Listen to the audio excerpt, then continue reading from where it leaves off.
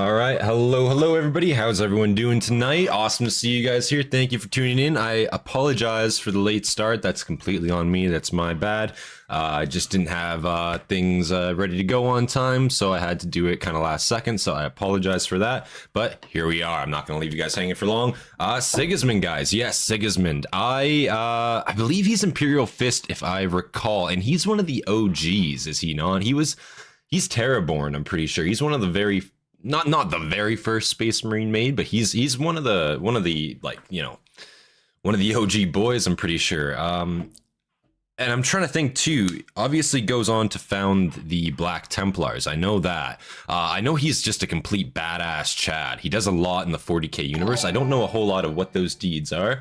Thank you, Fear. I appreciate you, man. I don't know a lot of what those deeds are, but you know, we're here to find them out today. So obviously, the Amberking Sigismund, we do usually check out Amberking videos on Saturdays. I did get a lot of requests for the Voldemort video as well. Quite a few people were asking for that. So if we don't check that out later tonight, I will be making a video on that, probably tomorrow or Monday. It depends how the time frame goes here. I do have a bit more of a workload, I'll be completely honest, on the channel now. You know, if you guys know, you know, I made a post about that JJ Case video coming out today. So I do have quite a few other projects on the works now. So that's where some more of my time is going. So just hopefully you guys can bear with me on that. Understand where I'm coming from on that. If the video uploads start to slow down, it's not lack of motivation. It's simply the fact that with a monetized channel now you have to obviously wait. You got to get checks done on YouTube, so even uploading in general takes longer. And obviously with expansion comes more things to look forward to, more things to do. So I'm excited to look forward to all these different works going on in the channel, not just mine, but also other creators' channels. That's awesome to see, and I'm glad I can be a part of that stuff. But yes, we're going to be getting right into this video. Sigismund by the Amberking, obviously, pen and paper is here. I'm going to be writing stuff down. If you see me looking down, I'm just going to be making notes on my own time. You guys know that. I've always been doing that on the channel. So yeah, leave a like if you're not... if you haven't liked the video already, subscribe if you're not subscribed, and yeah, leave your recommendations down in the comments below for you in the live stream. Thank you guys for tuning in. I appreciate you guys as always, and yeah, without any further delay, guys, I think we're gonna get right into it here. He is the Imperial Fist and a badass. I'm an Iron Warriors fan, Giga Chad. Yeah. Anyone I hear talk about Sigismund just says fucking Chad. You know what I'm saying? He's just a badass. Like, even before the Heresy, I'm pretty sure, even before the Heresy starts, he's already just like, I'm pretty sure dominating, like, in his sphere. You know what I'm saying? Like, he is just that guy. So yeah, guys, let's get right into it. Congratulations. Yeah, thank you, man. Thank you, Iron Hand. I appreciate that. But yeah, guys, we're gonna get right into it. Leave a like if you haven't, subscribe if you're not subscribed, and yeah, let's get right into it. Captions on, English. That's good to see. Full screen, 1080p, sick. Let's go. Okay. This is a vain wish. Our crusade may one day adopt this is an awesome rift. Will never featuring Vox in the Void. Okay. In the far future, there will be only war. Awesome. Fear the Emperor and his champion. Dude, Zeal this is makes sick. all things possible. Duty makes all things simple. Burn the mutant. Burn the witch. What a sick, like, rift to open up with there. That actually went pretty hard. Wow.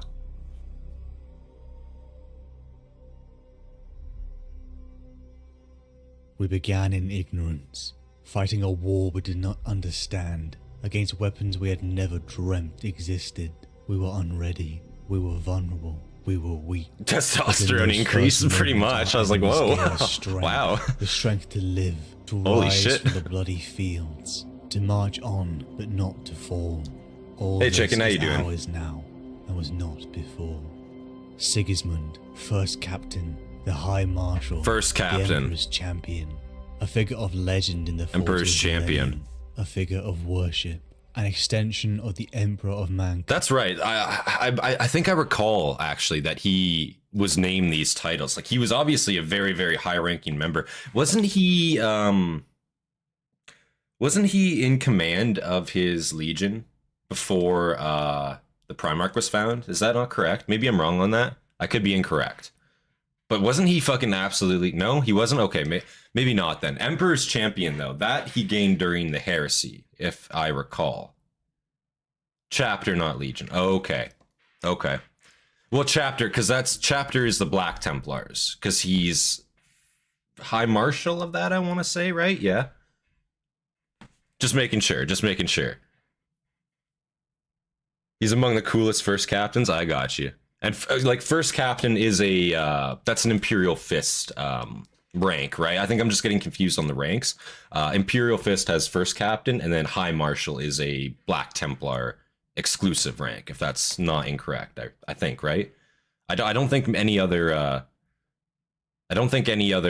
chapters have that rank, right? Of High Marshal. Maybe I'm wrong.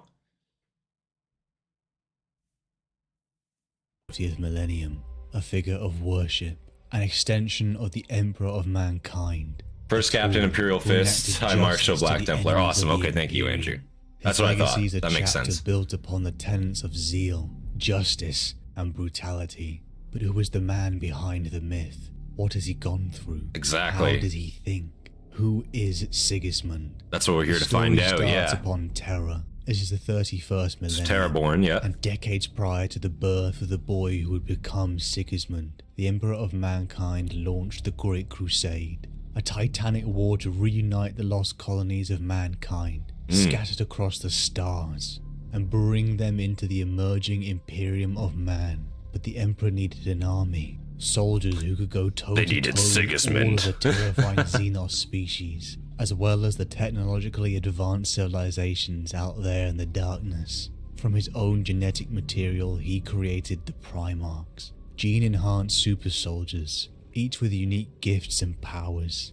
And unto them, High Marshal is Black Templar, as each chapter have their name for a chapter master. Okay, so it is different amongst chapters even. 20 okay. Primarchs, paired with 20 legions. I thought it was only Black Templars. I will say, I thought it was only Black Templars that had a different chapter name. I'm not aware of other ones. If there are other ones, it'd be cool to hear some other ones, just so in the future I'm not confused on, because the ranking, I will be honest, it does fuck me up a little bit, just because in terms of like, because for me obviously I know ranking system based on what I know, right? Which is obviously, and it's the same in 40k, they just have different names, right? So obviously for officer ranks, I know what a lieutenant is, I know what a second lieutenant is, I know what a captain is, I know what a, I could go on, but a warrant officer, you know what I'm saying? That's even a lower NCO rank. It all depends, right? But I don't know the names, I'll be honest, for a lot of these Space Marine chapters. So honestly, maybe I should look at a ranking video sometime, like just to see like in depth what they are. Many chapters have one. Storeborns, I think, is the High King. That's a badass name. What the fuck? Smurfs and many others use Chapter Master. Dark Angels call the Supreme Grandmaster. Oh my god. Holy shit. All successor Dark Angels chapters call their leaders Grandmaster, and many others. I see. Great Wolf for Space Wolves. Grandmaster for Grey Knights. Forge Father for Iron Hands. I got you. That's basically just like the highest rank they can go, right? Like, are their lower ranks the same? You know what I'm saying? Like, I'd assume not even. They are? Okay. Any chapter's got a Grand Wizard. That's what I was thinking. I was like, god damn, holy shit. No, of course, we jest. 20 Primarchs, paired with 20 legions. It would be the 7th Legion, the Imperial Fists that would one day... Actually, hold on, guys. 2 seconds. I just gotta check something real quick here. Real quick on my other tab. Real quick. Just gotta go into studio real quick.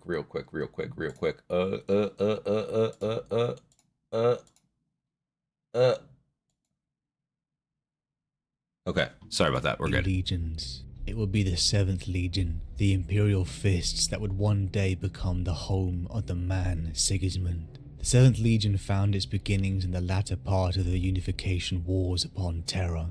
Unlike the other legions, the recruits came from no singular source. The 7th Legion required a temperament in its recruits. something that was not unique to a tribe or kingdom, but to the individual. Endurance. Okay. The 7th Legion required those of unbreakable will and physicality, as the process of combining the Hastati's gene seed with the aspirants of the 7th was excruciating. Only those who took the pain akin to a hammer folding steel, a purifying and strengthening process, would survive. Goddamn. Though the gene seed compatibility was high for the 7th, many young boys died in an excruciating death, writhing in pain. Oh man. Finally, after decades, the 7th Legion was formed, let loose by the Emperor to finish the unification wars. The early mindset of the Legion was exemplified by a stalwart, unyielding attitude towards war.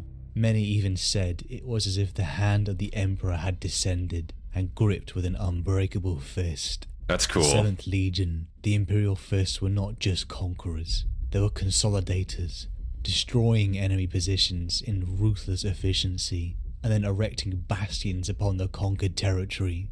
The blood and sweat. I will say that is, you know, that is a very, very good ability to have, consolidation, especially in, like, you know, warfare as we know it today, right? If you can't hold ground, then what's the point of taking it in the first place? That's kind of the whole point, right? Like, it's one thing to be able to clear out, like, let's say a trench position, for example, right? But obviously, you know, if the enemy knows that position's lost, they're going to arty it into the shit, or they're going to send a counter force to go retake that position, depending upon how strategic or tactically important it is to that situation, right? And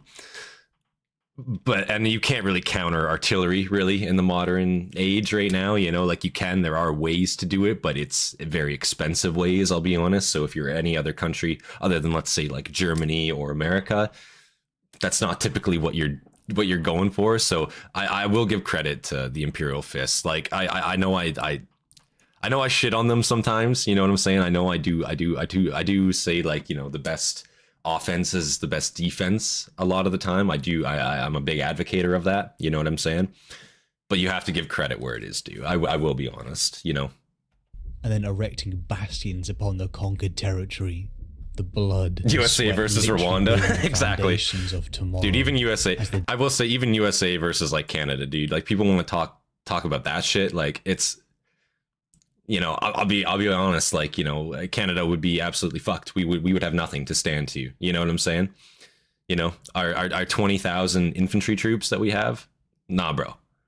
It's not going to happen. Like, it's not going to happen. You know, your Air Force alone, we would mobilize to a position. Your airplanes would fucking nuke grid squares to get rid of our positions. It wouldn't happen. It's not gonna go. No, it's stomp. Like, so these people, I don't know. Like, that's what I'm saying, bro. Like, it's just not to get into it, but it's like, you know, we're friends, we're allies, we gotta be friends, you know what I'm saying? I have great appreciation for the Americas, you know, for Americas in general. I'm not just gonna say America, you know, Canada, America, Mexico, you know, we're quite the powerhouse together, you know what I'm saying? Divided, not so much, you know, that's all it is.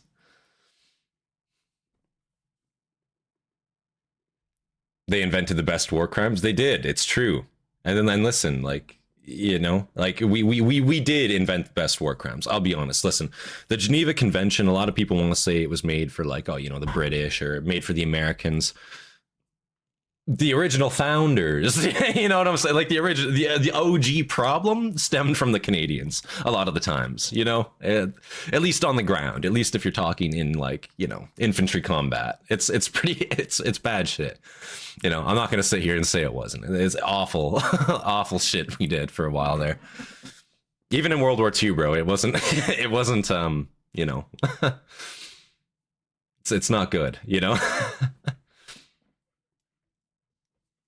Very polite and dangerous. Like, listen, it's just a case of, like, I feel like if we're going to go fight in a foreign war, there's got to be a damn good reason for it, you know? Most Canadians have... That's the thing, and it's not most Canadians nowadays. Back in the day, I will say, Canada has always had a heritage, a history, let's say, trapper, huntsman, fisherman, outdoorsmen, survivalists, right? People who usually live rural, live off the land. Now, the last couple decades, a lot of our population has moved to the cities, right? Which is where you kind of see the diminishing of Canadian culture over time, in my opinion. But back in those days, World War I, World War II especially, bro, you're fighting against a bunch of rural people. Like, none of us live in fucking cities. We've all used a gun since, you know, the age of 5. You know what I'm saying? It's just a case of, like, in terms of experience of the average soldier, in Germany at that time, you can personally own a firearm. You had to be in the military, right? Now, there was obviously most of their male population in the military at that time, obviously. But, like, their guns are controlled. Back in the day here, guns were, bro, you could just have a gun. You know what I'm saying? It wasn't like you had a right to a gun, like in America, right? But it was not uncommon. Like, you'd go to high schools and guy would have a 5.56 like rifle, just like on the back of his truck. You know what I'm saying? Like, it wasn't a problem. Cops knew about it. It wasn't an issue, right? Now in the modern environment, it is, right? That's the thing. That's what it is. Not to talk too much about the Canadian heritage, all that, but I'm gonna give us our piece real quick here, you know. Take no prisoners, kill the wounded. Exactly. Yeah. Take no prisoners, kill the wounded.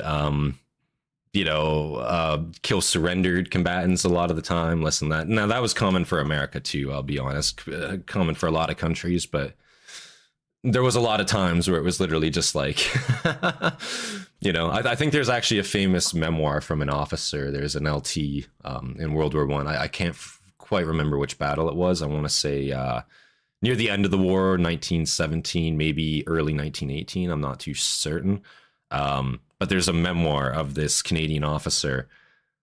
And these assault troops were making a push on a trench position. They closed within, 10, 15 meters of the trench finally after this machine gun had been ripping them apart. Soldiers threw up their hands screaming, "Commandant, Commandant." They fucking just unloaded on them, like, straight up. And he says in his memoirs, he's like, they threw their hands up expecting surrender. They got nothing but my cold steel, like something like to that degree. It was very fucked. Just fully admits it. Doesn't give a fuck. Like, it's like, wow. Holy shit. That's some real stuff, like, goddamn. It's not funny. It's really not funny. It's not funny to, anyone surrendered. Like, you should take a surrendered prisoner always, but like, it's kind of like, yeah, in the time, looking back, it's a little fucking humorous because it's like, holy shit. Like, that's fucked, He's a lumberjack and he's okay. He works all night and he sleeps all day, pretty much. You didn't mind your manners, chambers round, pretty much, bro. Where your poppy? Yeah, I don't actually have a poppy right now, to be honest with you. I'd have to look for it. I do have one in my closet there somewhere, but go bust it out just for this. Old school Canadians held no quarter? No, not at all. The blood and sweat literally being the foundations tangent, but let's keep on with the video. The dead were buried beneath these great fortresses. With Terra secured, the legions set out to the stars, taking their philosophy and practices with them, as they brought worlds into compliance with the Imperial truth and fortifications. However, during the latter part of the 31st millennium, everything would change with the Legion. A good tangent. Oh, thank you. I like to think of Inuit. Not to go off on another one. I like to think if I if I have good knowledge on the subject, right? That's the thing with 40K. I'm not very knowledgeable on the subject, right? I'm trying to learn about it, right? I'm trying to get more knowledge on it so I can go off on tangents about 40K, you know what I'm saying? But I can't get to that point yet, but with stuff that I have knowledge about, and I'm not going to say I'm a fucking expert on anything because I'm not, okay? I'm just, as far as you guys are concerned, listen, I'm just some guy on the fucking internet. Take what I say at, second degree. Don't take it as fucking fact, okay? I'm never going to tell you to not, like, verify what I'm saying. I believe it to be true, But obviously, my opinion is my opinion. Everyone else is entitled to their own. When you're talking in terms of facts, obviously, there's inaccuracies. People can be wrong, right? So I encourage everyone to verify their information, right? But for me, you know, if I know about something, I can talk about it. You know what I'm saying? I can yap about it. Let's say that's just me. I feel like if I have what I think is to be good knowledge on a subject, I'll fucking go off on it. You know.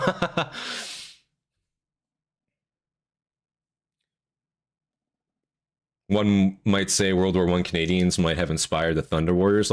I hear there is like some inspiration in 40k for the Canadians, which I think is cool, you know? Maybe you aren't 40k read up, but you do know real world history, and that is used in 40k all the time. Yeah, and that's, again, that's why I will go back and I will say The Last Church was such a compelling story for me. Like, you know what I mean? Watching that animation. Again, I think about that animation a lot, you know? It's actually a very interesting concepts thrown around in that. If any of you haven't seen my reaction to that, go watch it. But you know, I'm gonna plug myself there a little bit. But yeah, that story is fantastic. There's a lot of real world elements shown in the world, or the universe I should say, of 40k, and I find it extremely compelling when it's shown there in those lights.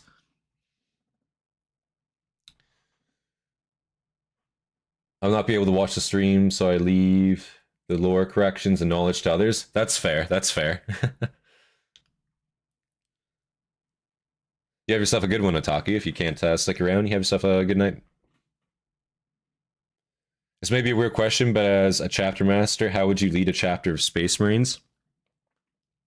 That's a good question, you know? I mean, again, I'm a very big believer of a good offense is the best defense. If you can eradicate an enemy presence, right? If you're talking about planetary, if you can eradicate an enemy presence from a planet entirely in a good amount of time, assuming the least amount of casualties. Now that's the problem with a lot of these Primarchs that focus on offense over anything else.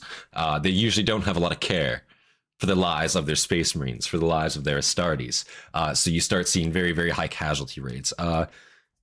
I'm thinking like an offense, the offense of like the Iron Hands or like of the World Eaters, honestly. But like the World Eaters, not even really, because like they again, casualties, it's too high. What interests me the most is like tactical thinking, tactical knowledge on the battlefield in 40k. That's why the Raptors are so interesting to me. That's why the Dark Angels are so interesting to me. That's why those chapters are so compelling to me. But I feel like they don't get it enough. You know what I'm saying? They're not in there enough, but they need to be more, you know, but they're tactical. That's what I love about them. But they just need to be more go-getters. That's the thing. You know, they need to swing a little harder. I don't know. Maybe that's not the right word for it. It's hard to say. Aerial bombardment and sweep and clear. Listen, there's always a good what's the word? I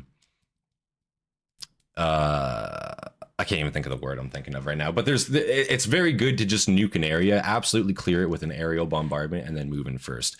Air Force, again, we see it in the modern day. Air Force reigns supreme. If you have a good Air Force, you will just win. You will win no matter what. You don't even need infantry combatants almost to a point, at least very few, if your Air Force is just gigantic. Now, that's why I say America, right? America has the first and second largest Air Force in the world, that being the US Air Force, and the second being the US fucking Navy, right?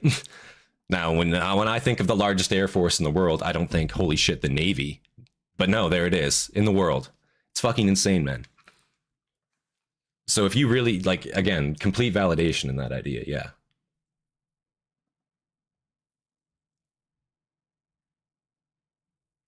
I would do it like US Marines, take it, leave the rest of the army. Had a baby horse born last night at 2 something. Oh, nice, Battle Chicken. That's sweet. What kind of horse was it? Change with the Let's keep going though. As the borders of the Imperium reach the world of Inuit.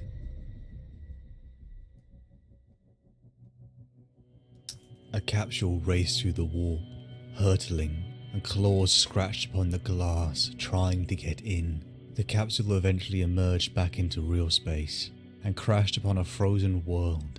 From the crashed, smouldering ruins, a boy emerged. He rationalized the world in a way that was beyond mortal humans. His abilities were incredible. This boy was a Primarch, a boy who grew into a man, Only ate horse meat Man was once. adopted I've by actually the never had humans it. Of this frozen world. Isn't that called like Inuit. cheval or A something man like that, called Rogal specifically? of House Dorn.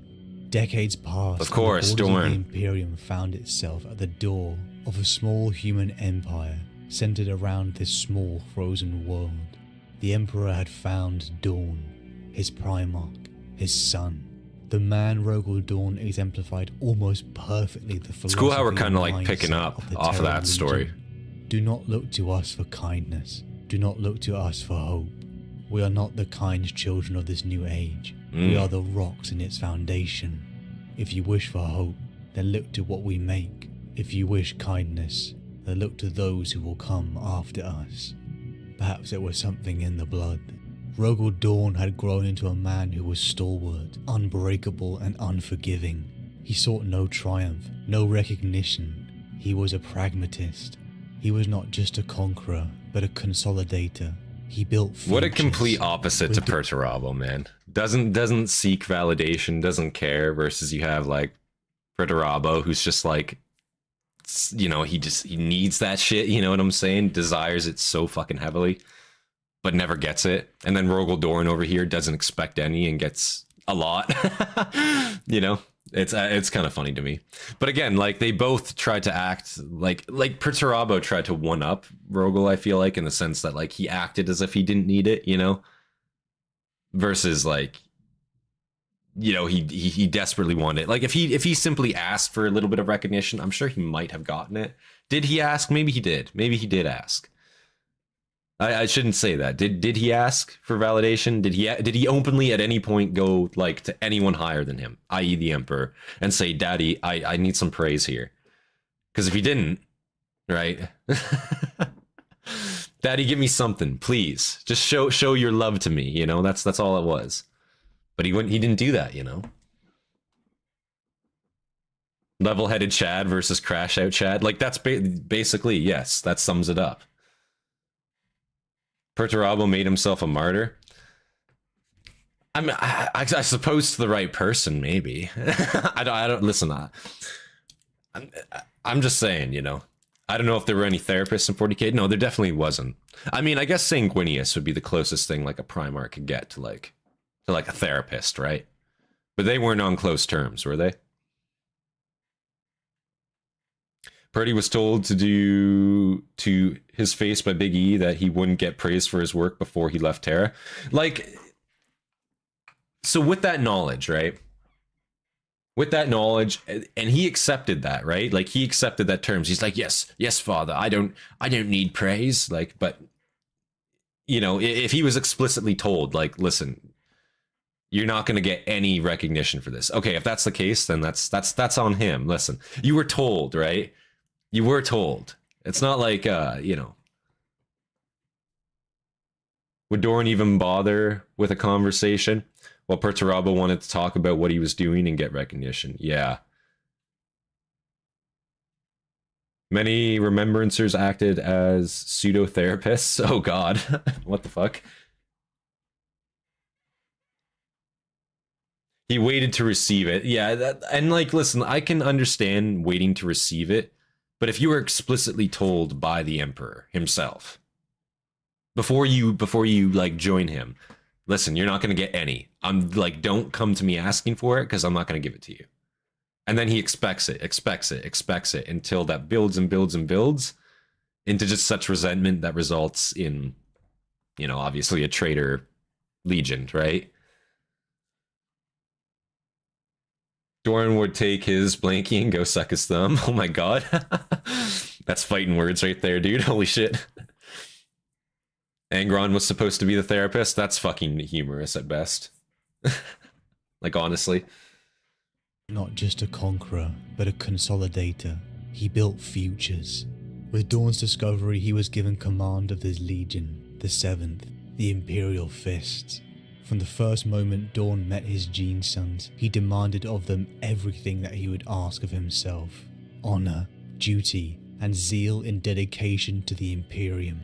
Just imagine the very presence of Dorn, the welling up of will inside your soul, as he made you believe you and humanity were capable of anything.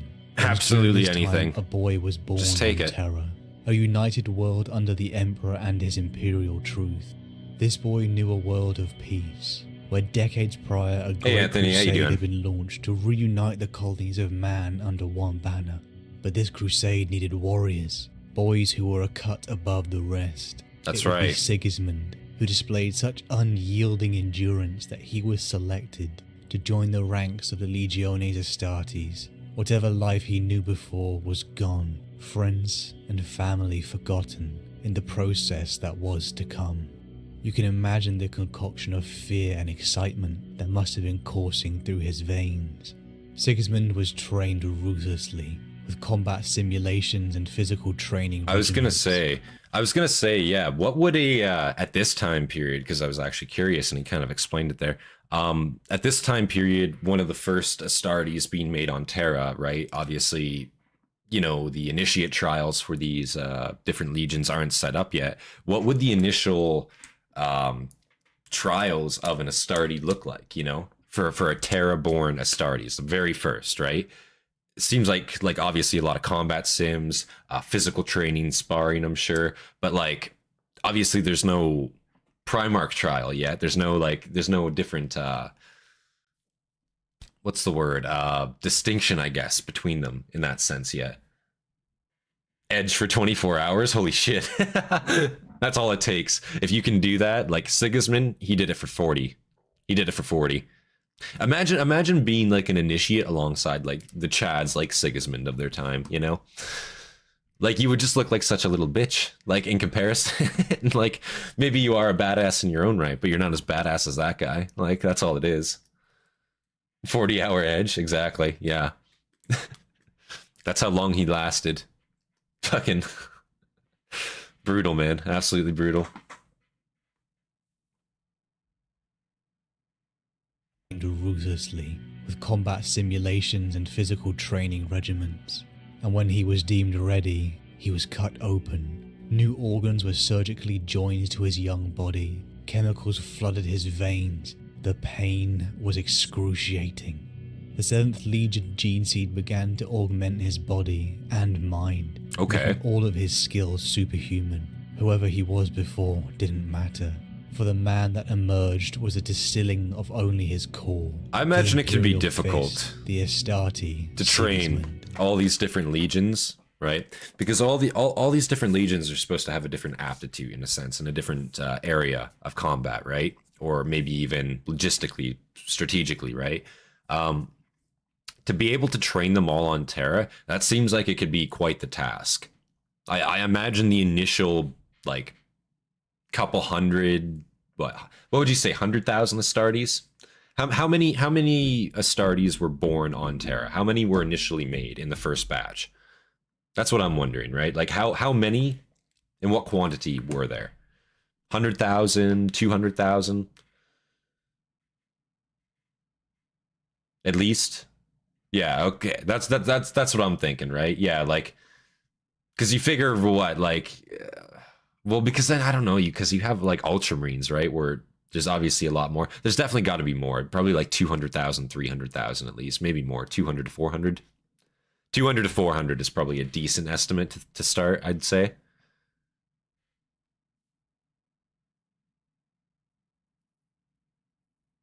Some legions were only in their hundreds when they started. Okay, were some only in their hundreds? That's fair. That's fair. Because I'm just trying to like think of like, you know, like the Ultramarines, for example, right? They've always had a shitload more, for example, right? So if they were to take up, let's say out of the initial 100,000, like 30,000 of those are Ultramarines, right? Like essentially 1/3, and then the rest are split amongst the other legions, right? Because they like, I'm just trying to think like at this time period what it would look like, right? Many into Ultras and Fists, yeah. 2 lost legions, many of them folded into other legions. Yeah, well, that's what I mean too, right? Because that's even... with those 2 additional ones, even then, it's even split up even more, right? The numbers, what the numbers would look like. You would face different tests, and then you would be sent to different legions? Okay.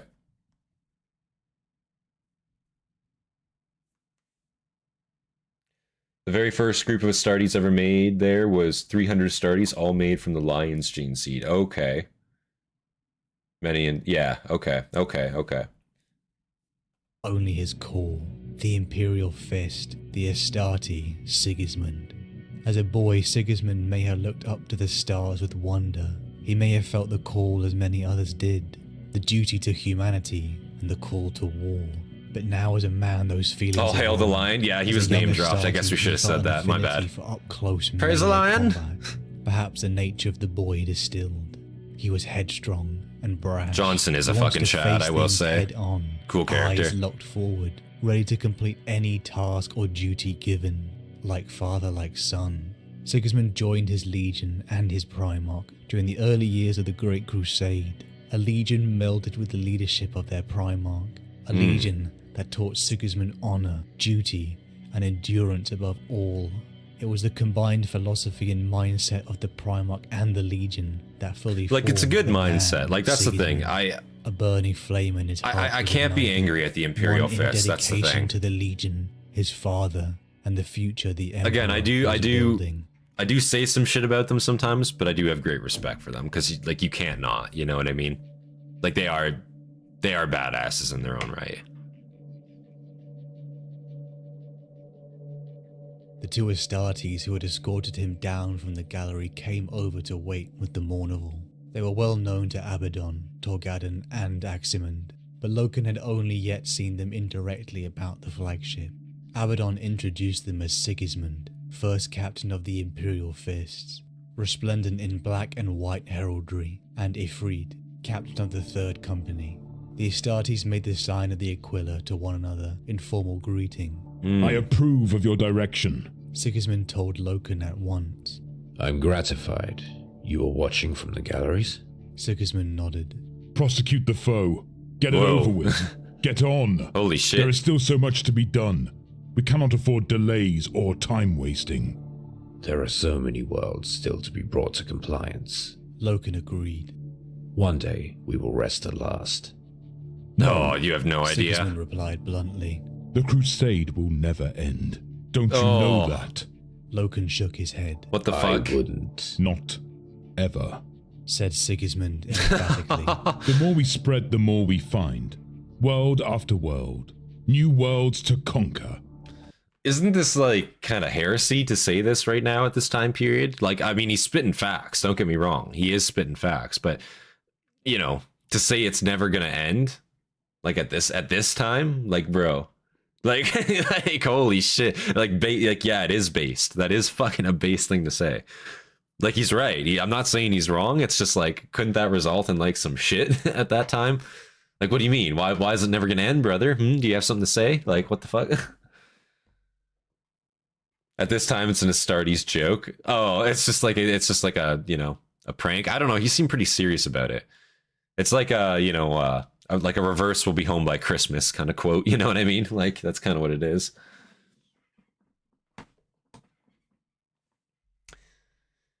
The Ultramarines increased their numbers with the 500 worlds of Ultramar to recruit, and the numbers of the Lost Legions joining. I got you.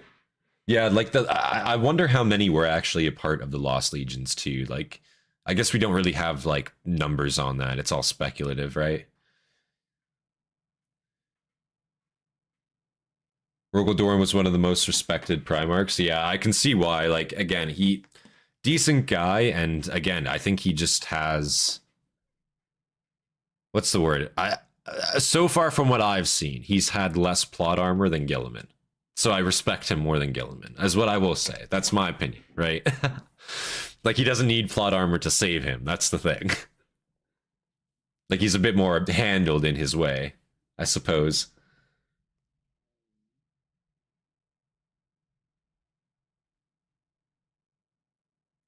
Seeing the Lost Legions would be dope, but it would spoil the mystique. Yeah, that's true. Like, I don't want them to show.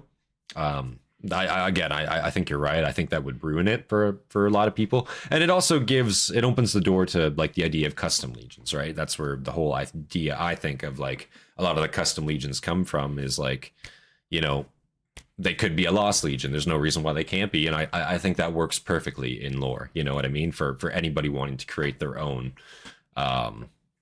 their own legion, right? Like that's my opinion. I think they should keep it as is for that. But just in terms of like numbers, like the initial numbers batch, I don't know. It's cool for me to like look at like, you know, expansion over time, because you think like how many hundreds of thousands of Astartes were there up until the Heresy, and then how many fucking hundreds of thousands just got annihilated in the course of 7 years, you know, like that gradual build over increments of time to just like the fucking drop. Like the graph is literally just like a cliff. It's not a graph, it's a cliff, you know.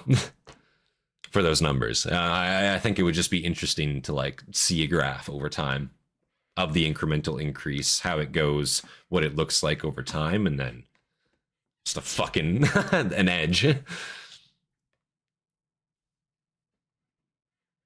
More we find, world after world, new worlds to conquer. You'd be surprised of how you can still have casual conversations in the Imperium. I guess it all depends where you live. I disagree. Loken said. War will end one day. A rule of peace will be established. That is the very purpose of our efforts. Sigismund grinned. Is it? Perhaps. I believe that we have set ourselves an unending task. The nature of mankind makes it so. There will always be another goal, another prospect. Surely, brother, you can conceive of a time when all worlds have brought into one unity of imperial rule. Isn't that the dream we strive to realize? Sigismund stared into Loken's face. Brother Loken, I have heard much about you, all of it good. I had not imagined I would discover such naivety in you. We will spend our lives fighting to secure this Imperium, and then I fear we will spend the rest of our days fighting to keep it intact. There is such involving darkness amongst the stars.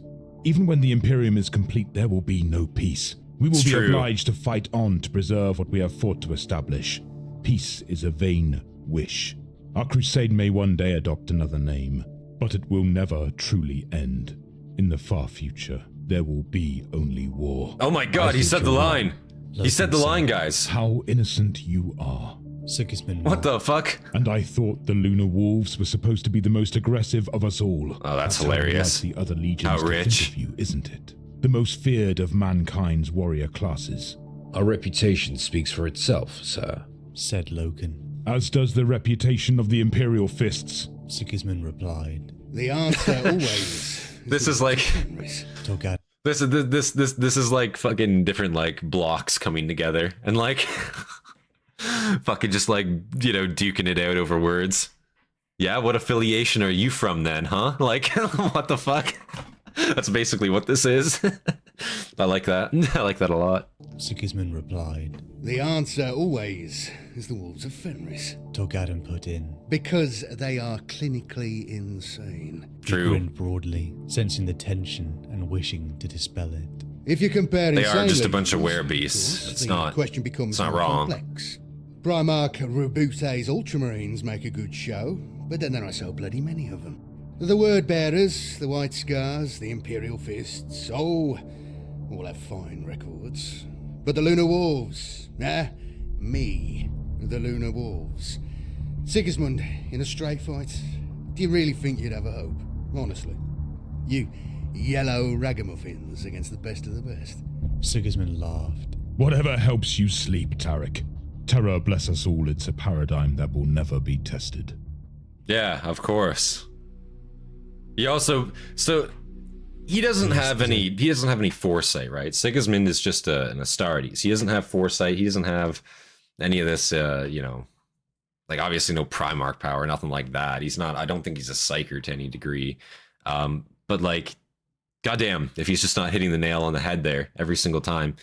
And maybe he can just see, like he's just looking at the overall situation in the Imperium and he's just like, fuck. Like, you know, because assuming they do recollect all human worlds, that's probably only a portion of the galaxy, right? That's not accounting for Eldar, that's not accounting for orcs, that's not accounting for what will eventually be the Tyranids coming into play, right? Like, it's foreshadowing, right? But like, even not foreshadowing is the fact that there's advanced civilizations already out there occupying portions of the galaxy, and you're not even really fighting them on scale yet, you know? So the idea of once we reclaim all these human worlds, what then, right? There's always going to be another incursion. There's always going to be another step forward to move in the galaxy. It's never going to fucking end. That's the point, right? And it's true. It's completely true, you know? He doesn't seem as brainwashed, I guess, right now, perhaps. You know? Like, and when I say brainwashed, I mean he's not, like, sold on the idea. Because it's like, yeah, we're doing it. It's a good cause, I'm sure. But at the end of the day, to what ends do we do this to? You know? Is kind of like where I think he's at right now. Maybe I'm wrong. Ragamuffins? Yeah, ragamuffins is a fuck. I don't know what that is. You know what I'm saying? That's a new one for me. Holy shit. Like, I would have started throwing hands right there, you know? That would have been it. Necrons haven't awakened yet either. That's true. That's true. The Necrons, they don't even know what those are yet. I don't even know, like, at this point in time, have they even found, like, any of the tombs or anything like that yet? I'm assuming not. Because I think finding, like, the Necron tomb, a Necron tomb for the first time, isn't that what initially awoke the Necrons to begin with? At least those Necrons. I know, like, guys like Trazyn and whatnot have been around for longer than that, but, like, in general, isn't that how they kind of came to? Yeah. Oh, yeah, Tau aren't around either. Yeah. I knew Tyranids weren't around. I guess Tau only came around, what, like... Didn't Tau come around, like, 37, 38 Tau? Like, they're a relatively new thing. They're only, like, 6,000 years old, something like that, right? They're not super old at all. Yeah. The Emperor has a very limited amount of knowledge on them. I got you. Silent King and Sanguinius happened, supposedly? Oh, okay.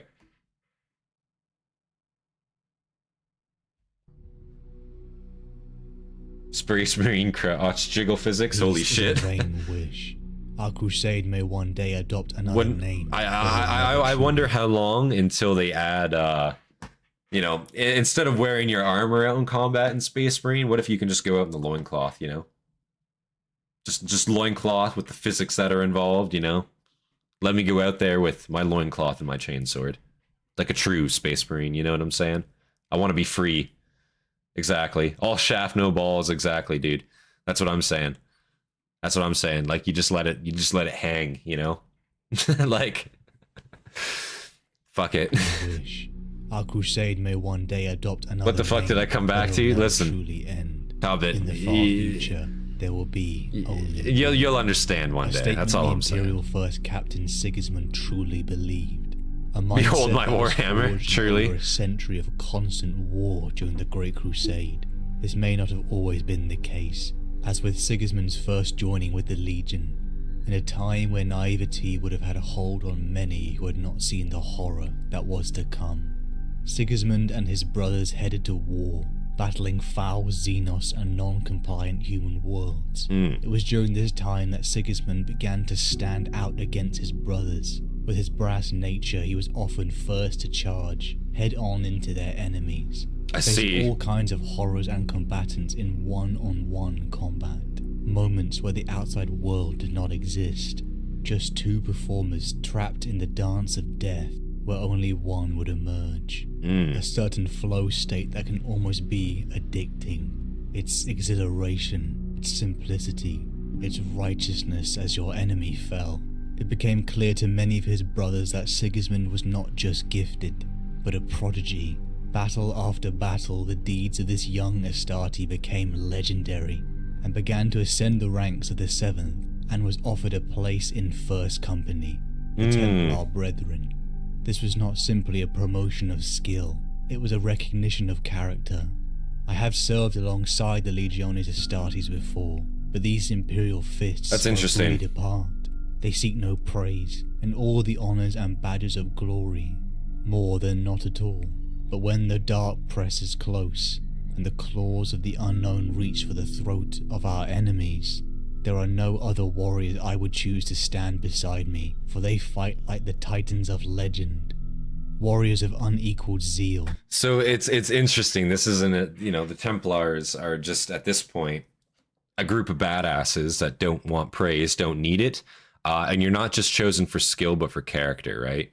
They don't necessarily care if you're the best fighter, per se. Obviously, that is a big part of it.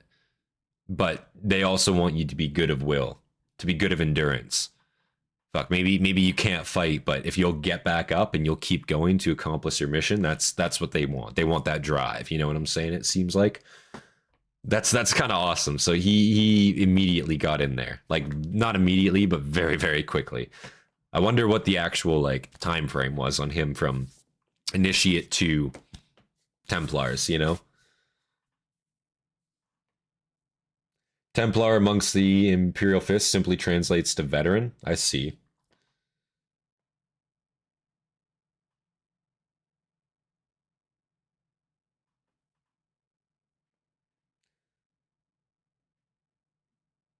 I have a list. Grandpa fell last night, may require my parents to move in with him, take care of him. A guy on Discord tried pulling me into some VTuber drama, despite I don't give a fuck about them. Listen, bro, no disrespect, okay? I'll say it right now, no disrespect to anybody who watches VTubers, anything like that. Me personally, bro, I can't do it. You know what I'm saying? I cannot do it personally. That's just not my thing. I'm sorry to hear about your grandpa though, Hobbit. That sucks, man. I'm really sorry to hear about that. But yeah, VTubers, bro. I can't. I don't know. It's hard for me. It's hard for me. You know what I'm saying? It's just one of those things.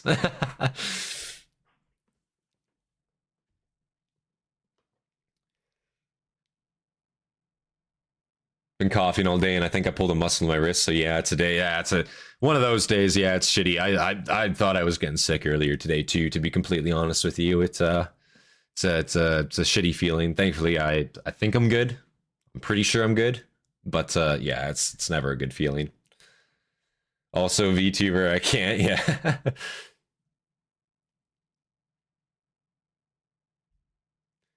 Nero Sama.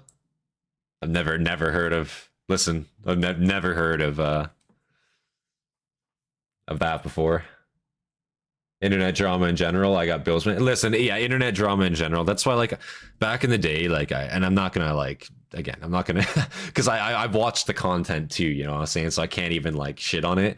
But stuff like drama alert and stuff like that. I don't know. It's just like. Yeah, there's got to be better things to do, right? Like, surely, like, I'm, you know, it's like celebrity gossip, but arguably worse. You know what I'm saying? It's like when you're going to like a grocery store or like any supermarket, whatever, right? And then you walk by the cash register and you see all those like tabloid magazines out on the stand. You know what I'm saying? And it's just like scandalous shit just to be scandalous. You know what I'm saying? And a lot of it's on like low-ranking celebrities that like, listen, they're, you know, they have a life. I don't really give a shit. You know what I'm saying? Like, you know, maybe they did, you know, I don't know. Maybe they smoked weed in public or some shit like that. Listen, I don't give a fuck. You know what I'm saying? I don't care. That's their business. Let them, you know, who's paparazziing that shit? Like things like that. Like, you know what I'm saying? It's just like, I don't care. You know, that type of drama. It's never been my thing. Like, let people do their thing, right? Like, listen, unless it's some like horrendously bad shit, it's like, bro, whatever, you know.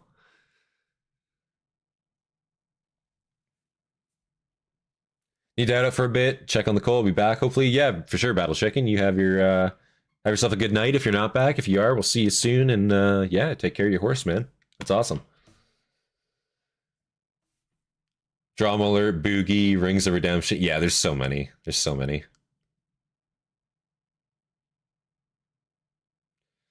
There's some VTubers I don't mind, but if you're a deep-voiced guy and you're using a model that looks like a kid or a big-titted girl, you need immediate and constant mental help. Like, see, that's the thing too. Like, and then maybe again, maybe I'm just like, maybe I'm just being judgmental from the fact that, like, again, I have seen VTubers like that. You know what I'm saying? Where it's like, this is very clearly just some like dude, and it's like fucking the honkers are out to here, and I'm like, what the fuck am I watching? You know what I'm saying? Like, no offense, but it's like I just can't do it. It's just strange to me, bro. It's like I can't do it. You know, for me, it's like, yeah, exactly.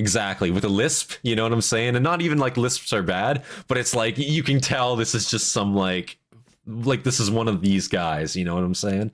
And it's like, listen, big support to you. I respect what you're doing. I'm sure this is some people's things. I don't judge people, you know what I'm saying? I'm not one to judge. I don't, you know, I don't dislike you because, you know, maybe you're into that type of thing, but like for me personally, nah. Nah, don't. I can't. It's very weird and a turn off. Yeah, exactly. Yeah.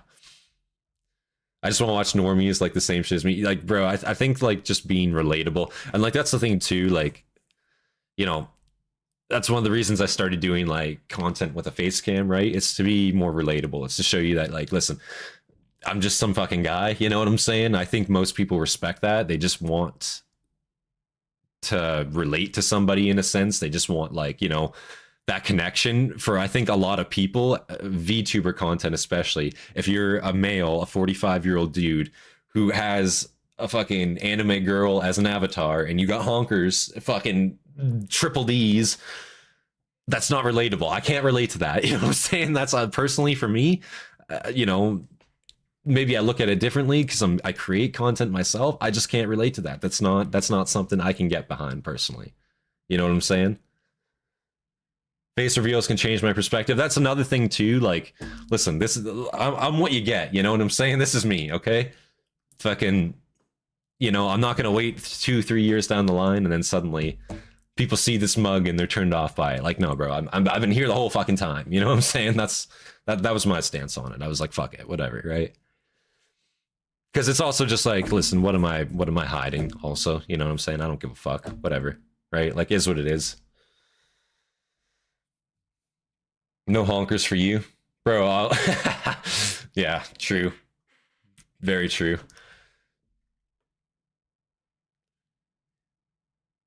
At least your beard's coming back. Listen, I don't know. I might shave it again. I'm not too sure. It's either I keep the beard and I keep going on that.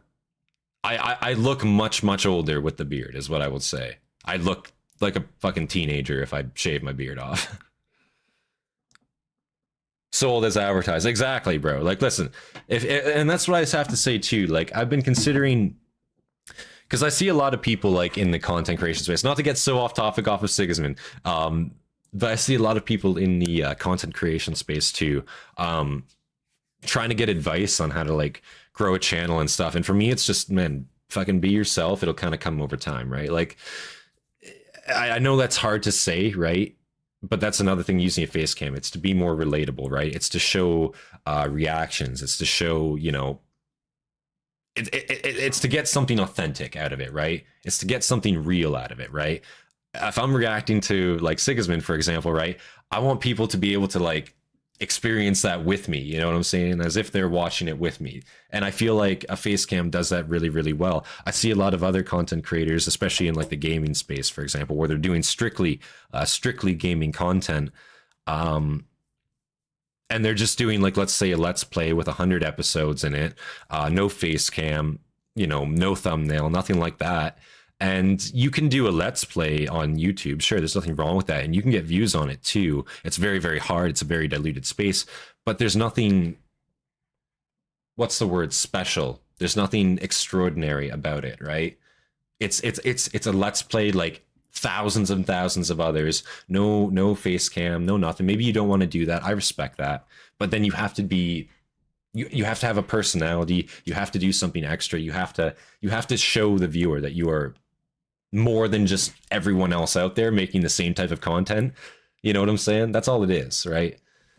And that's no disrespect to anybody out there who's tried to do YouTube and has tried to do these things. It's just like, I don't know. I've considered making a video, honestly, on the things that I've learned growing a channel, just for anyone else maybe who in the future wants some tips getting into it, just from shit I've learned, right? Like, analytics side from the past couple months, you do learn a lot. You do learn a lot for sure. You know, but the biggest thing is just be authentic, be yourself, man. That's what people want to see. They want to see something genuine in their content. They don't want to see fake shit. They don't want to see over exaggerated shit. Now, sometimes they do, right? But that's its own niche market in general, right? Like that's its own thing, right? Like I try not to be fucking like fake. That's my personality, right? I've never been like an over exaggerated person, you know. To me, like that stuff's kind of cringy in a sense. That's just me personally, right? Again, I don't judge anyone, right? But for me, it's just like, man, I'm just some guy, you know what I'm saying? Like that's all it is, bro. You know, I'm not trying to be like, oh my god, guy. Like, no, I'm not gonna fucking do that shit. You know, you know, I couldn't. You know. For they fight like the Let's keep titans going of though. legend, We're off topic. warriors of unequaled zeal. The Templar Brethren's relentless determination were the distilled greatness of the Imperial Fists. Sen has been fooling us all Sigismund along. was welcomed into their ranks, Yeah, so true, even man. excelling beyond what was expected of him. As he matured, his brass nature was tempered by the stoic influence of Dorn, who, like many others, had begun to see the excellence and potential of this Hastati. So Dorn As a noticed member him of right First away as Company, well. The relationship between Sigismund and Dorn closened. Wow. Eager to keep an eye on what was clearly one of his most gifted sons. Wow. Decades passed, and when the time came to select a captain of First Company, there was only really one choice: Sigismund. The responsibility That's kind of baller. was He his. immediately got His skill recognition. was unrivaled, his temperance unquestioned. Sigismund became Rogal Dorn's right-hand man, his confidant and trusted advisor. In many respects, Sigismund echoed his father. I do want to do VTubing, but the design I want it's going to be around based around New Zealand culture. See, and there's nothing wrong with that. Like if you're gonna do something like, again, my main problem with VTubing, right, is only the fact that the person doing it sometimes, right, not every time, obviously. And I've seen VTubers I don't have a problem with too, because it's authentic, right?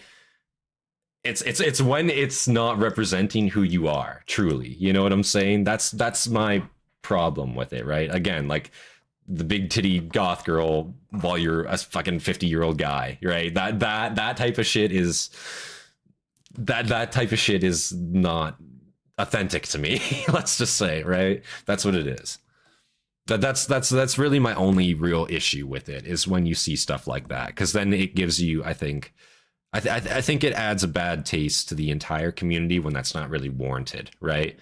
Like as I say, right, like one bad apple should not spoil the bunch kind of thing, you know. That's the mentality I try to take on a lot of things. So it's just one of those things, you know. As long as you're authentic to yourself, that's really all you can ask. Siggy actually influenced World Eater Legion habits. Seriously? Does it talk about that? If it does, don't spoil it, but that's actually really interesting. What the fuck? So he's making waves across the Imperium already, and it's only been a few decades, really, at this point. Tangents are heresy, bro. I spread a lot of heresy then, I guess. I apologize. That's my bad. I shaved last year, went to the liquor store to buy a bottle of whiskey for my grandpa's birthday that carded my 34-year-old ass. Yeah, man, I see. I'm not what's the word? I'm not condoning this behavior, right? But when I was 16, 17, bro, I could get served if I wanted to. You know what I'm saying? It wasn't a problem. You know, listen, it's one of those things, man. You know, listen, sometimes we have gifts. Using those gifts to our advantage, I think that's all you can really do, right? Stand ready for your Prince of Brave arrival. Holy shit, Dagenhart. Yes, we got Dagenhart in here. Big thank you to you, sir. I appreciate you, man. How are you doing, man? I was drinking in the pub at 13. Fuck, Andrew. Jesus. I mean, I respect it. I can respect it. Me, personally, I could not do that. I couldn't get away with that stuff. I couldn't get away with that. But the second I could grow... Listen, because I could grow facial hair like this. Literally like this at 16. That's just me, okay? I started growing facial hair when I was around like 13-ish. Like, you know what I mean? 12, 13. It was kind of nuts. I don't know why. Maybe I'm just a freak of nature, bro, but yeah.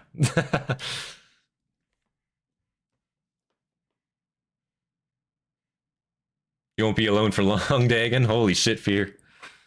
Yeah, Fear's been making a lot of bold claims, is what I'll say. A lot of bold claims.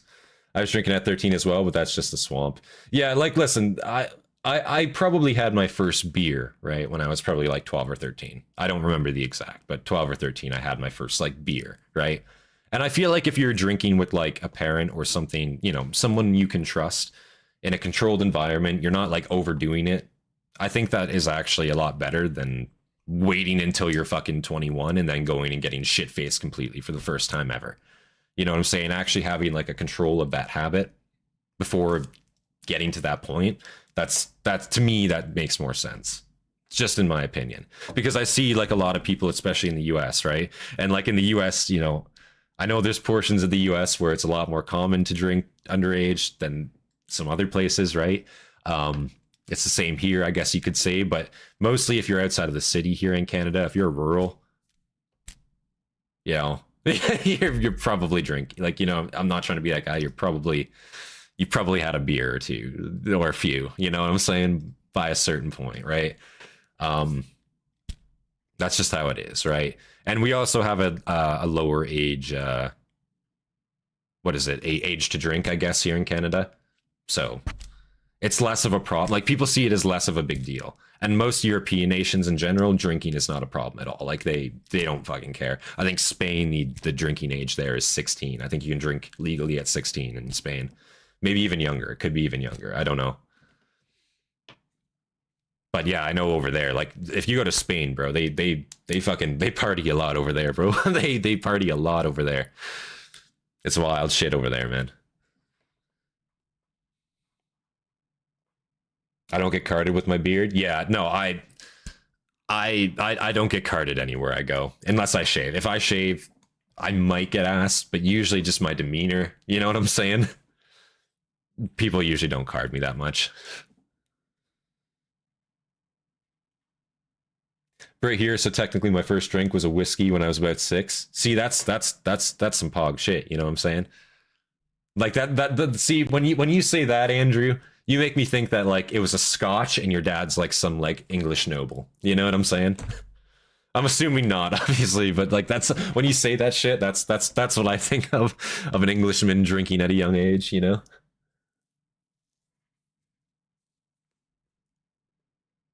5 in the UK is the legal age in private. Oh, seriously? Really? 16 with food in a restaurant, 18 just for booze. Damn. See, that's what I mean. Like, yeah, like 5. Like, I know in Germany, too, super young age. Like, they don't give a fuck. I think you can... What is it? Like 14 or something in Germany you can drink at? Like, you can just drink beer just casually. It's not even, like, socially unacceptable. It's just like, hey, yo, go grab yourself a beer. Like... I think even to now I could be wrong in Canada because I don't buy non-alcoholic beer, for example, but don't you even need to be of age to buy non-alcoholic beer in Canada? I could be wrong. I know we got a few Canadian viewers here. Someone let me know. I actually don't know. I don't buy a non-alcoholic beer. I'll be completely honest with that. That's some swivel, you know what I'm saying? I don't think so. Don't think so? Okay, that's fair. That's fair. So isn't that kind of weird though? In a sense. So you can be any age and just go buy non-alcoholic beer. Because if they're at like grocery stores and shit, like I see them at like Independence and shit all the time, right? Non-alcoholic beer is heresy. I agree. I listen. I've had like 1 or 2, and that's purely because, right, where I used to live, there was a drive-in, right? So I was the one driving, so I'm not going to get fucking plastered before I drive. So we bought ourselves some non-alcoholic beers for the drive-in. I thought that was smart on our behalf. We got ourselves a bucket of KFC. Fucking, That's how it was, you know? It tastes bad for no reason. Yeah, it's basically piss water. I'll admit. It's not good. But it's something to drink. That's all, you know? Sigismund echoed his father, pragmatic, disciplined and stoic, but yet he also embodied the more unrestrained aspects of Dorn, zealous, unforgiving and this diversion brought to us by non-alcoholic beer. Holy shit, thank you, Hobbit. I appreciate that, enemies. Man.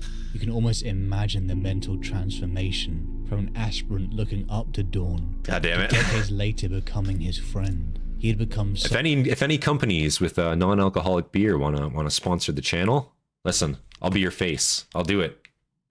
Just let me know. Hit me up.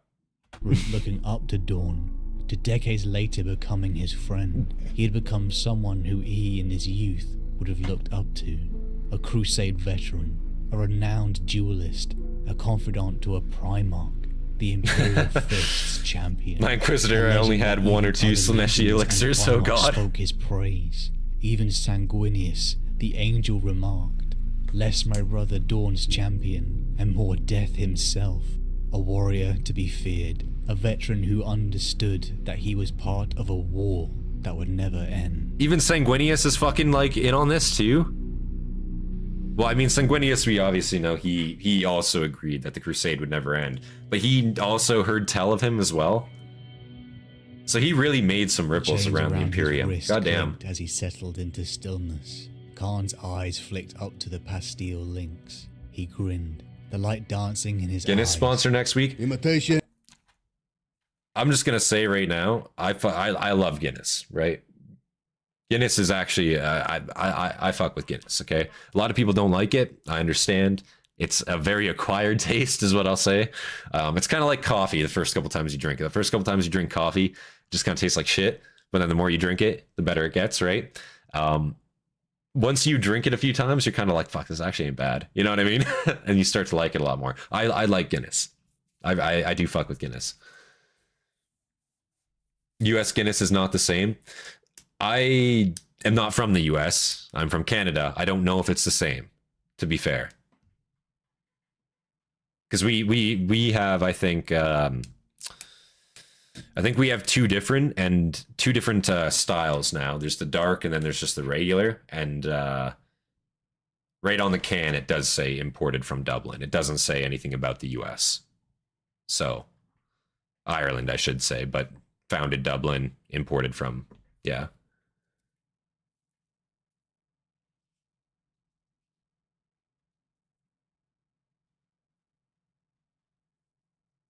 I don't like beer. I drink spirits and liquors. See, I do fuck with liquors on occasion, or not. Well, yeah, I guess it would be liquors. I like me a good whiskey. You know, I like a good rum. Vodka's okay if you got nothing else. You know what I'm saying? Because you can mix it with anything. But you know, for me, rum or whiskey usually. If I'm going like liquor. But I do like beer. I love beer. You know, I don't drink a ton of it, you know, because it's fucking very calorie inducing. But I do like a good beer. Yeah.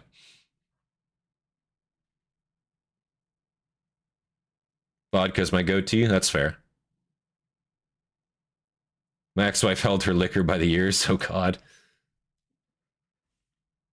If you got the angel himself complimenting you, you've made it. Yeah, like that's what I mean. Like Sigismund at this point, he's already made such ripples around the galaxy. It's kind of insane to think. Like, you know, it's only been a few decades, and most major players, not most, but more than you would expect, major players know his name, know of him, know of his deeds.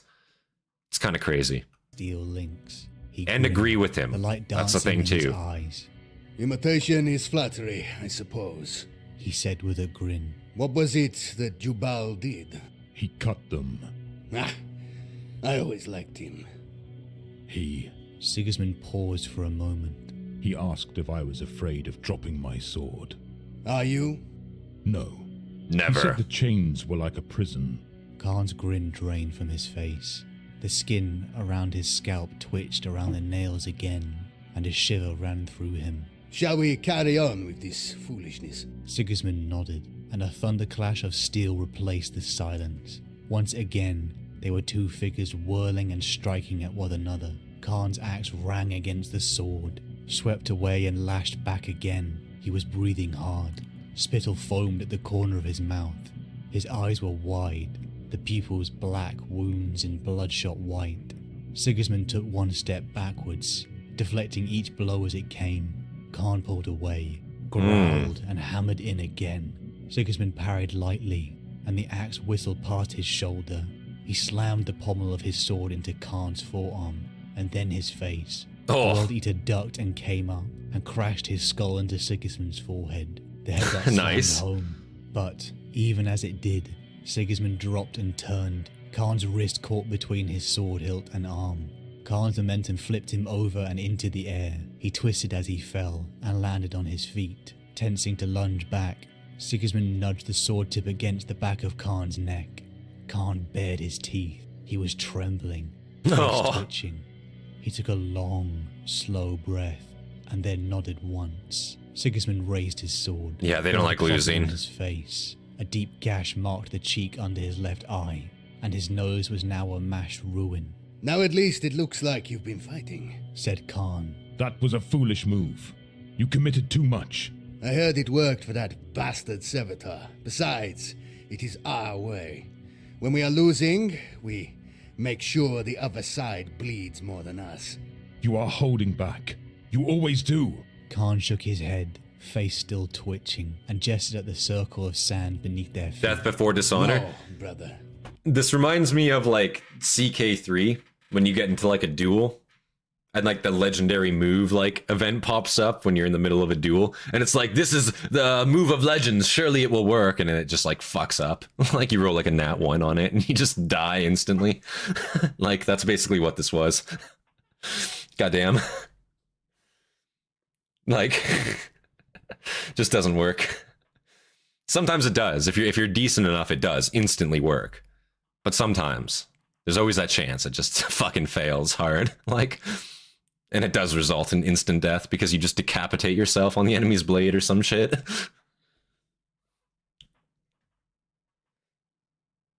I'm still waiting on a different Karn in the pit fight. Oh shit.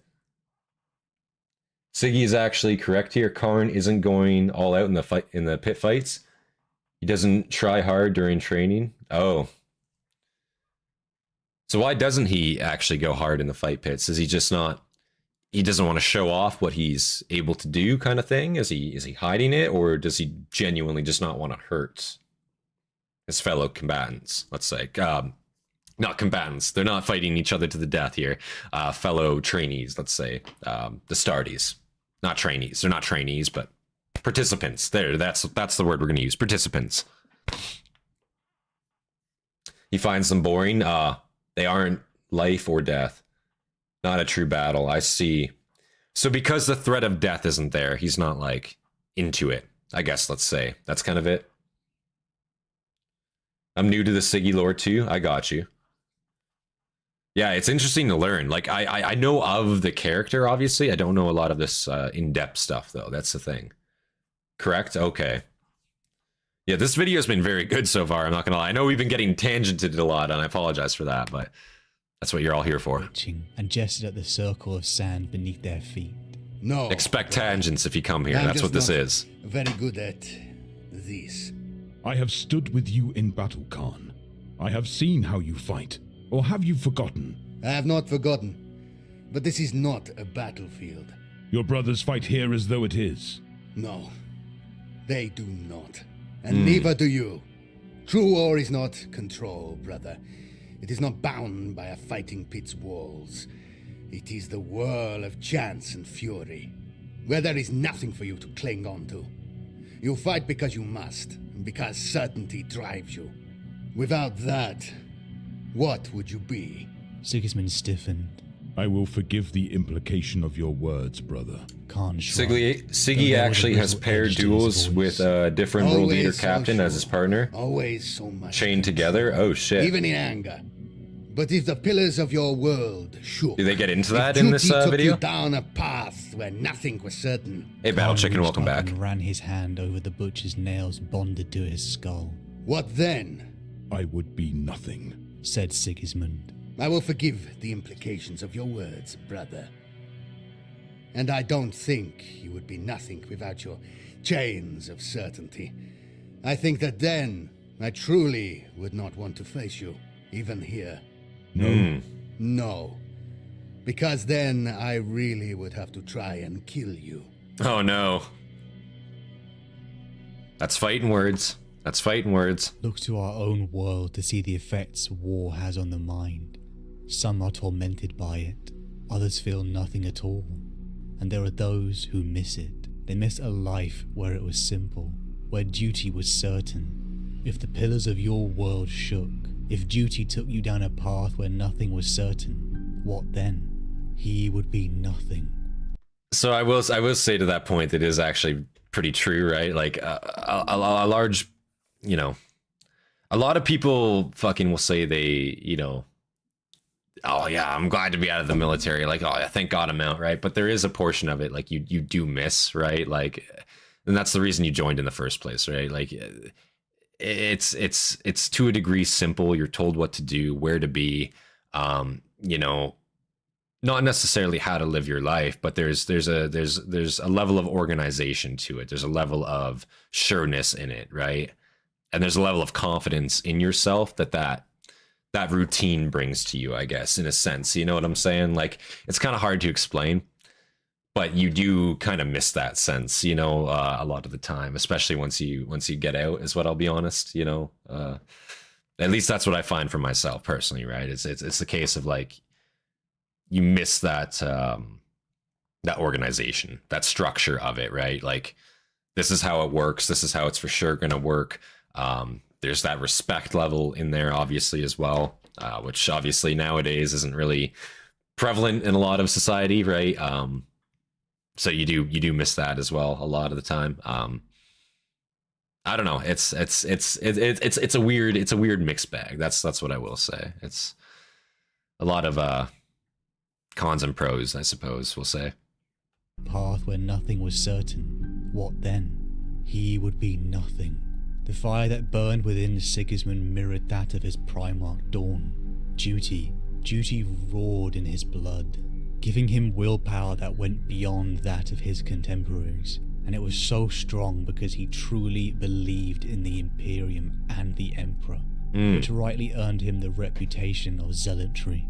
Sigismund and the Imperial Fists continued along the path of the Great Crusade, over a century of constant warfare against innumerable horrors and human colonies, deploying headfirst into up-close and personal melee combat, dueling champions and important targets, then fortifying the conquered territories and ensuring Imperial compliance.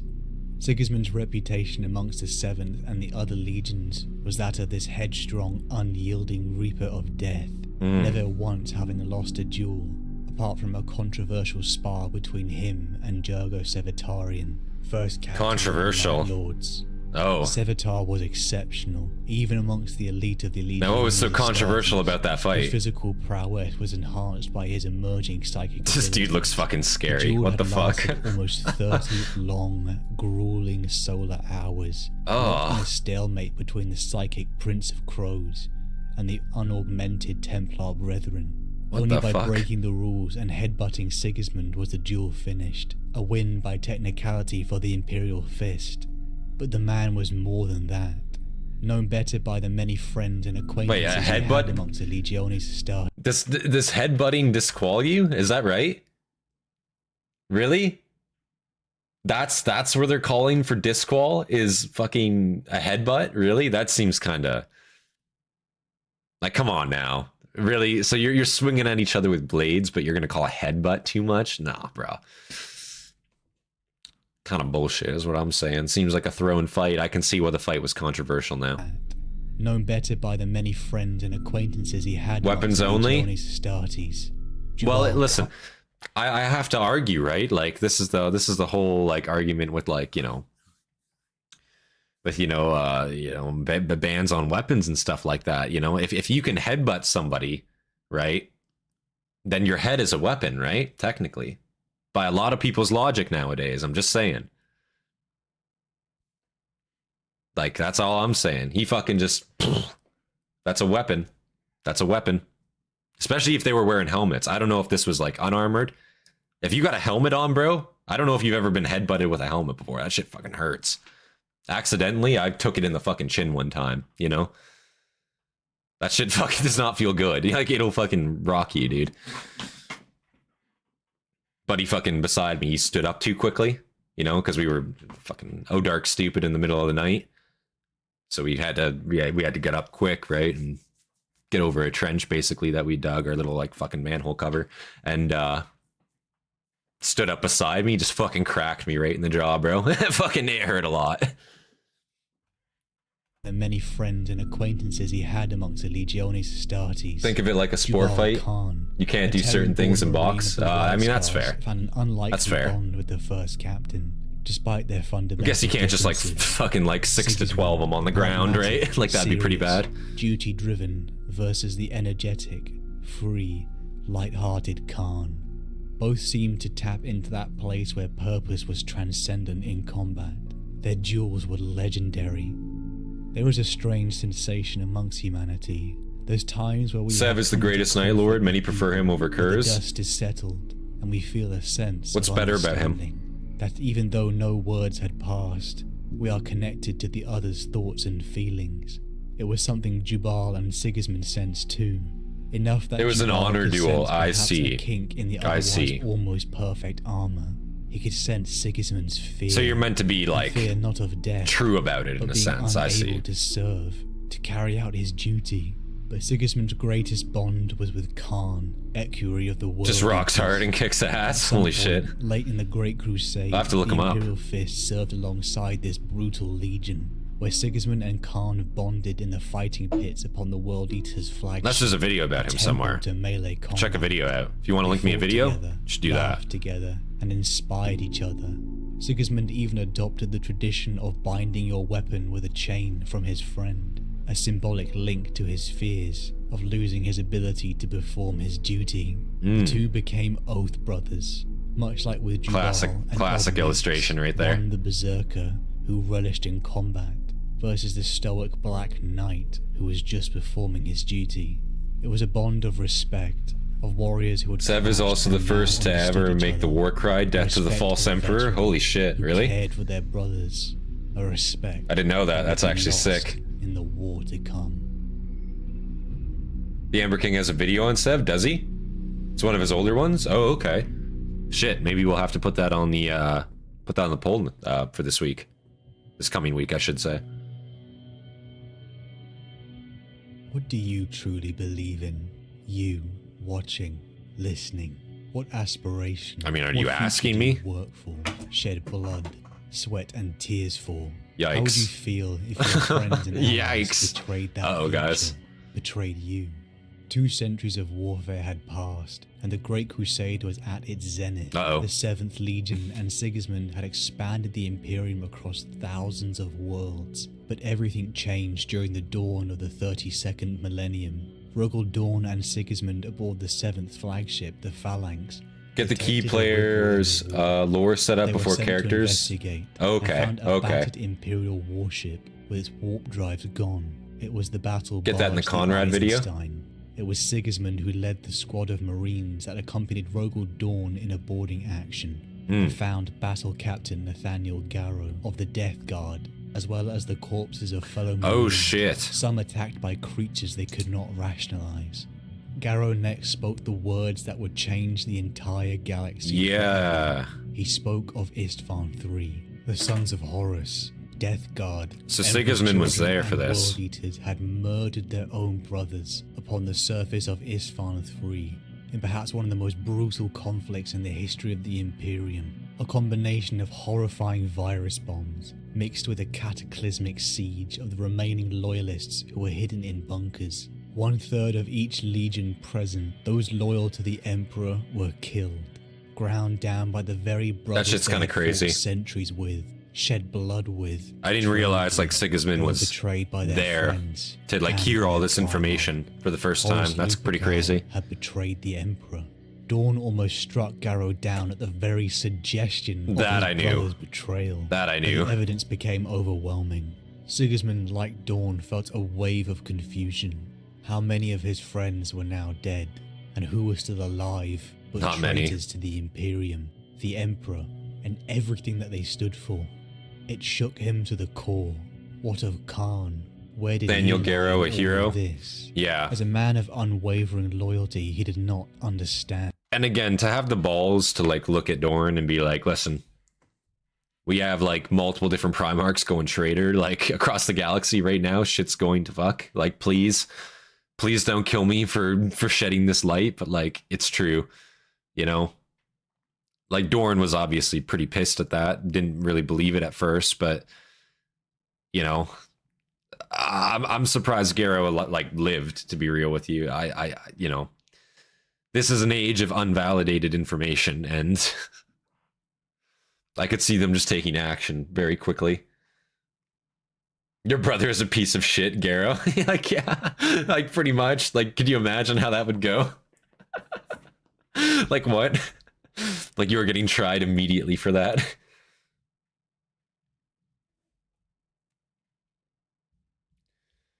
Remember that Astartes at this point do not worship Big E as a god. Yeah, of course, of course.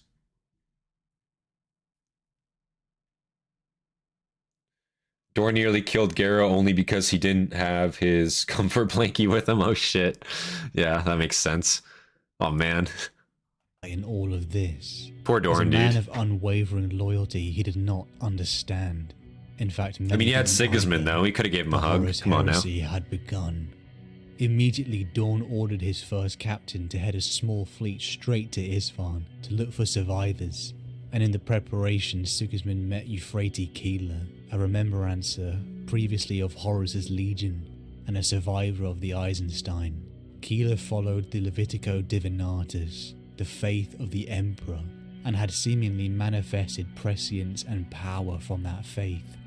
She told the reeling Sigismund that Horus would aim for Terra, and that Sigismund would have to choose where to stand. She gave him a vision of the death of the Imperium, as well as his own. Dorn saw One proof. choice would result in his death in space, in the light of an unknown star. Through psychic unremembered. means. Or the other. Oh, to so war that's what without stopped him? end. He actually In a just fate like where Dorn had a needed psychic him. revelation. Sigismund was dumbfounded. The Hastati, raised on the Imperial truth, began to waver. Confused Siggy by isn't the hugging betrayal of type their either. allies, afraid not of death. Yeah, but Sigismund being would probably unable to fucking perform vomit at his the sight of duty. that. Or the Sigismund thought even. probably for the first time in his life. Even if it's from faltered. Daddy himself, His it's like, place no. was with Dorn, and that fear of losing his place by his side made him believe Euphrates Keeler. Sigismund requested a replacement for the Retribution fleet, keeping secret the shameful reason for his decision. Damn. You have betrayed me. Said Rogal Dorn. Sigismund staggered. He felt as if the words had flayed away all of his conditioning and control. If Dorn noticed the effect of his words, he did not pause. We are made to serve. That is our purpose. Dorn's voice echoed off the raked stone tiers of the amphitheater. He was shaking as if the huge forces were straining inside him. It was the most terrifying thing Sigismund had ever seen. Every Primarch, every son of a Primarch exists to serve the Imperium. Our existence has no other meaning. Dorn took a step forwards, his presence seeming to tower taller than the statues of his brothers. Our choices are not our own. Our fate is not ours to choose. Your will is mine, and through me, the Emperor's. Damn. I trusted you, and you squandered that trust on pride and superstition. Sigismund found his voice. I stand with you. His voice was raw and unfamiliar, a stranger's words coming from his mouth. I will stand against the enemies of the Imperium until I die. You believed the lies of a charlatan, a demagogue who pretends to powers we fought to free humanity from. I gave you a duty, and you turned away from it. Your duty is not here. It was out amongst the stars. I serve the Imperium, He said, and his voice was shaking. You serve your own pride. Spat Dorn. Sigismund swayed to Jesus. calm himself. He felt hollow. His mind was empty of all the surety and fire that had defined him. Keeler was wrong, he thought. This was the choice of death alone and unremembered. There is only one path open to me now. My lord, Sigismund began to kneel. you will stand. Roared Dorn. You have no right to kneel before me. Sigismund What drew the his fuck? sword, its gleaming length coal black in the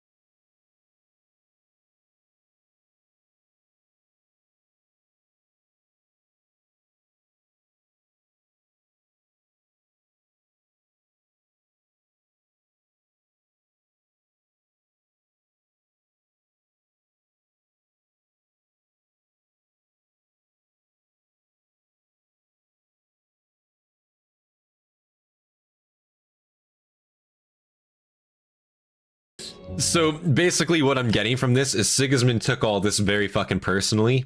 Oh yeah, Dorn? Yeah, you won't remember me? Fine, I'll go fucking carve out my own fucking name, you little bitch. You little bitch, you know what I'm saying? Fucking just goes out there, creates his own, like, bro, what? Damn. Like, maybe not, we'll see how this goes. But he, like, I don't know, man, like, what did he do to deserve this, per se, right? Like, upon acting in the interest of the Imperium, right? That could mean a lot of different things to a lot of different people, depending upon the time that you're doing them, right? Like, there's a lot of misinformation at this stage going around too, right? Put faith above reason? I see. Sigismund lives in shame, does he? Okay. Allow your fear and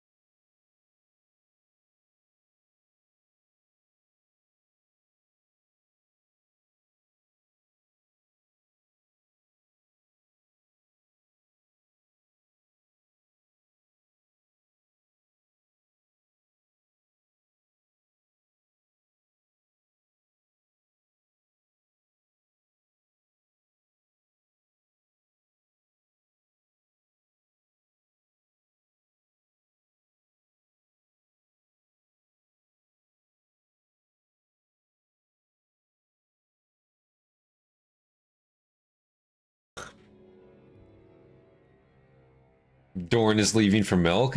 Dorn is making it very clear that he's going to get a pack of cigarettes and never come back. Like, Dorn, nah, bro, he's gone. It's not it, you know, it's not it. Dorn actually showing emotion is potentially terrifying. Yeah, that's not really something he does either, right? He's usually very, like, calm, collected, you know, doesn't really what's the word, let shit like that affect him, I suppose. But the fact that he is he's actually in rage mode right now, like that was disconcerting to see, at least, you know. I don't think I've seen Dorn actually act on emotion like that before, you know, ever. It will get explained? Okay. He couldn't hold it in. It was like a poison in his soul. Weeks after the outbreak of the Horus Heresy, Sigismund finally confessed to his father the true reason for refusing command of the Retribution fleet.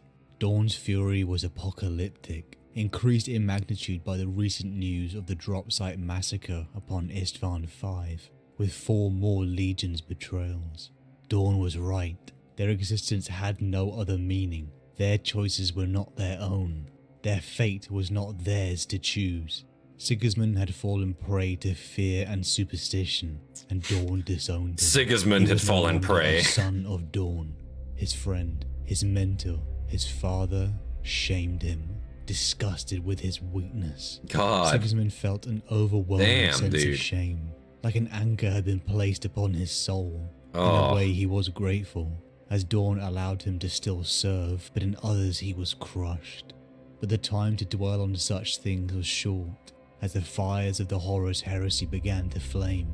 The Imperial Fists began to fortify Terra and the Sol system, and Sigismund was sent to purge any traitor forces within Sol itself. Years of grueling guerrilla warfare and fortifications, in preparation for the endgame. The Emperor and the Loyalists knew that all roads led to Terra. Yeah. Horus's true target was, take the head and the body dies. Horus knew that the Emperor was a symbol, For the average person, as well as the transformed human of the Hastatis, like Sigismund, as the galaxy burned for 7 years, the time Ave Imperator. Hey Troy, how you doing? approached the soul system. Though shamed and burdened by guilt, Sigismund's heart Soul still system, burned for gotta love the duty and subtitles, the yeah. Emperor. The battle began. The subtitles, as Imperial always, the Fists, captions are White Scars, abysmal. Blood Angels, and billions of mortal men came But at least face they're to there, face with the to be fair. transformed traitor Legion forces. There have been rumors about the nature of the traitor forces over the years of the Heresy, that they had been transformed, corrupted in some way. The perception of That the illustration Imperial looks truth sick. wavered, as signs of creatures and monsters that were clearly not Xenos began to show up. Horus and many of his brothers have been corrupted by foul I was looking at, to be completely honest, for some background art and whatnot, and I would really love to get some of these like illustrations, kind of like maybe in print or maybe even like disc plate. I was looking at disc plate, the metal posters and whatnot. Man, some background art up there, that would look really sick. I think, you know, like so many of these like illustrations, I feel like could just be like great like poster art pieces. I feel like, but like it's just like, where do you get them from? You know, like who makes them? You know, that's my thing. and to show up. Horus and many of his brothers have been corrupted by foul entities of the war. They were almost unrecognizable. Display does good stuff. Once Very impressive work on Hastatis Display. were bloated, And I will say too, in addition to that, Display, a lot of it is independent creators, right? That upload their work and then it's turned into those posters from Display. And then they get a portion of the profits as well from that. The artist it's himself or herself does as well, right? So it is a pretty cool company, I will say. It's very interesting. Oh, wow. Thank you, Hobbit. Holy shit.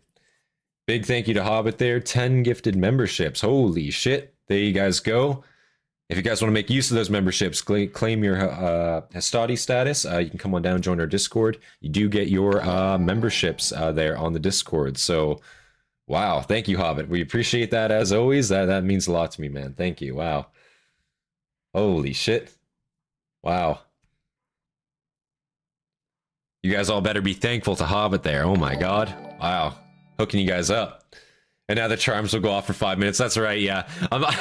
I've debated turning that off just because of like instances like that, but also it's just like, goddamn, you gotta know, you know. And it'll be turned off when we get like 50 or more stacked up. That's what I'm saying. You know, when I have to listen to it for an hour consecutively, then I'll lose my goddamn mind. But before that, no, we appreciate it a lot, Hobbit. Thank you, man.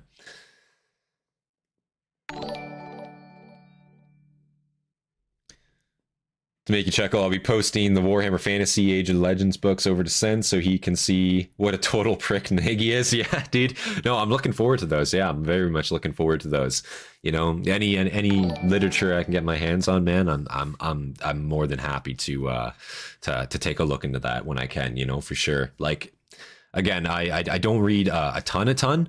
But I do want to get into reading a lot more again. I used to love to read all the time. It was the only thing I used to do before I had a computer and before, you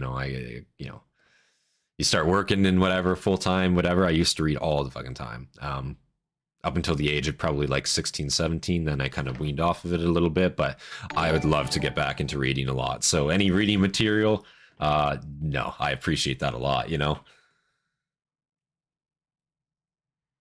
Now you got to do the Raid Shadow Legends sponsor. Bro, listen.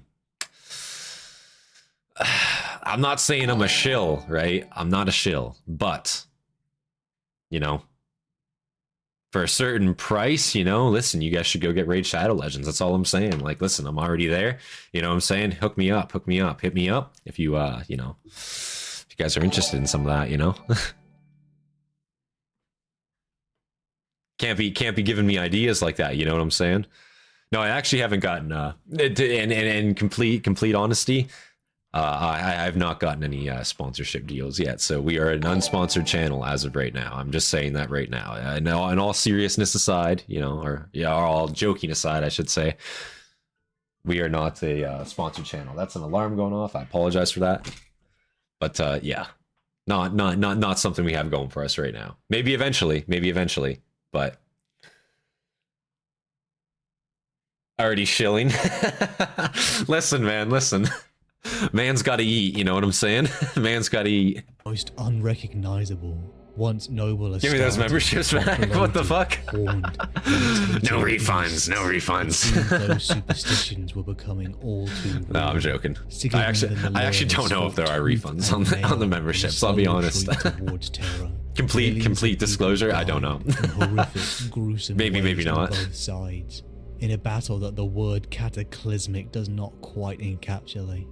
The loyalists were buying time, as much as they could, until reinforcement could come, but they were clearly outnumbered. That would definitely be a YouTube thing, not a me thing. Terra itself. Money goes to them. Doesn't go to me first. Just saying. Sigismund's legend amongst the loyalists skyrocketed as hundreds of traitors fell to his sword. He became a beacon, even named the Emperor's champion, tasked with hunting the enemy leadership in one-on-one combat. His armor replaced the heraldry of the Imperial Fists yellow to a dark void black. Inside his mind, Sigismund was changing. This war was different. The Imperium was different, and the surety that he had once possessed was gone.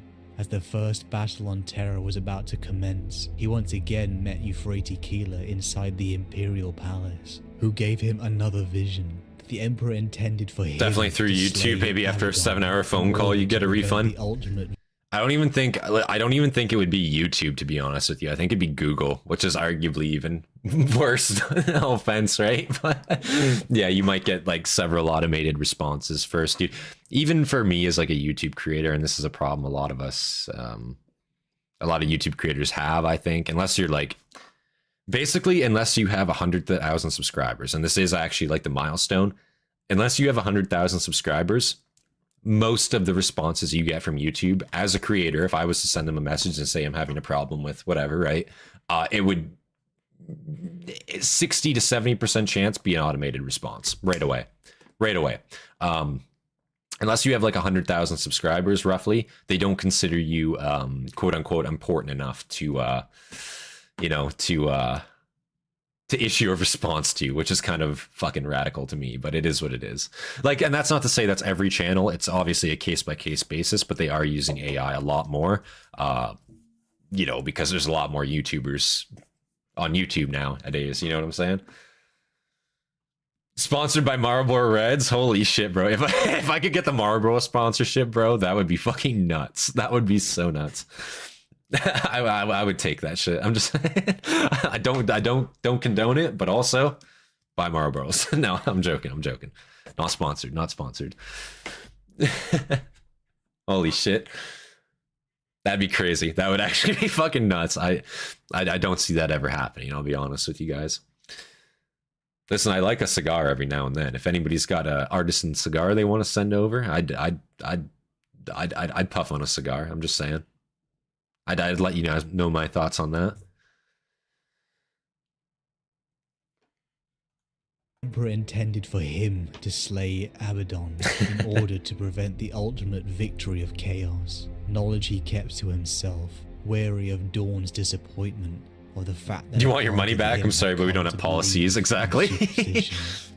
I don't care. Once they get it, you know what I'm saying? They don't. That money doesn't go back. 7 years of brutal. That shit's gone. It's voided. The Imperium. Billions of people have been caught up in the slaughter of the traitorous forces. Each legion slowly having fallen prey to the dark gods. Foul warp entities created in the Immaterium by the negative emotions of the sentient beings of the galaxy. The traitors had pushed a bloody swath through the Imperium all the way to Terra, the homeworld, the birthplace of humanity.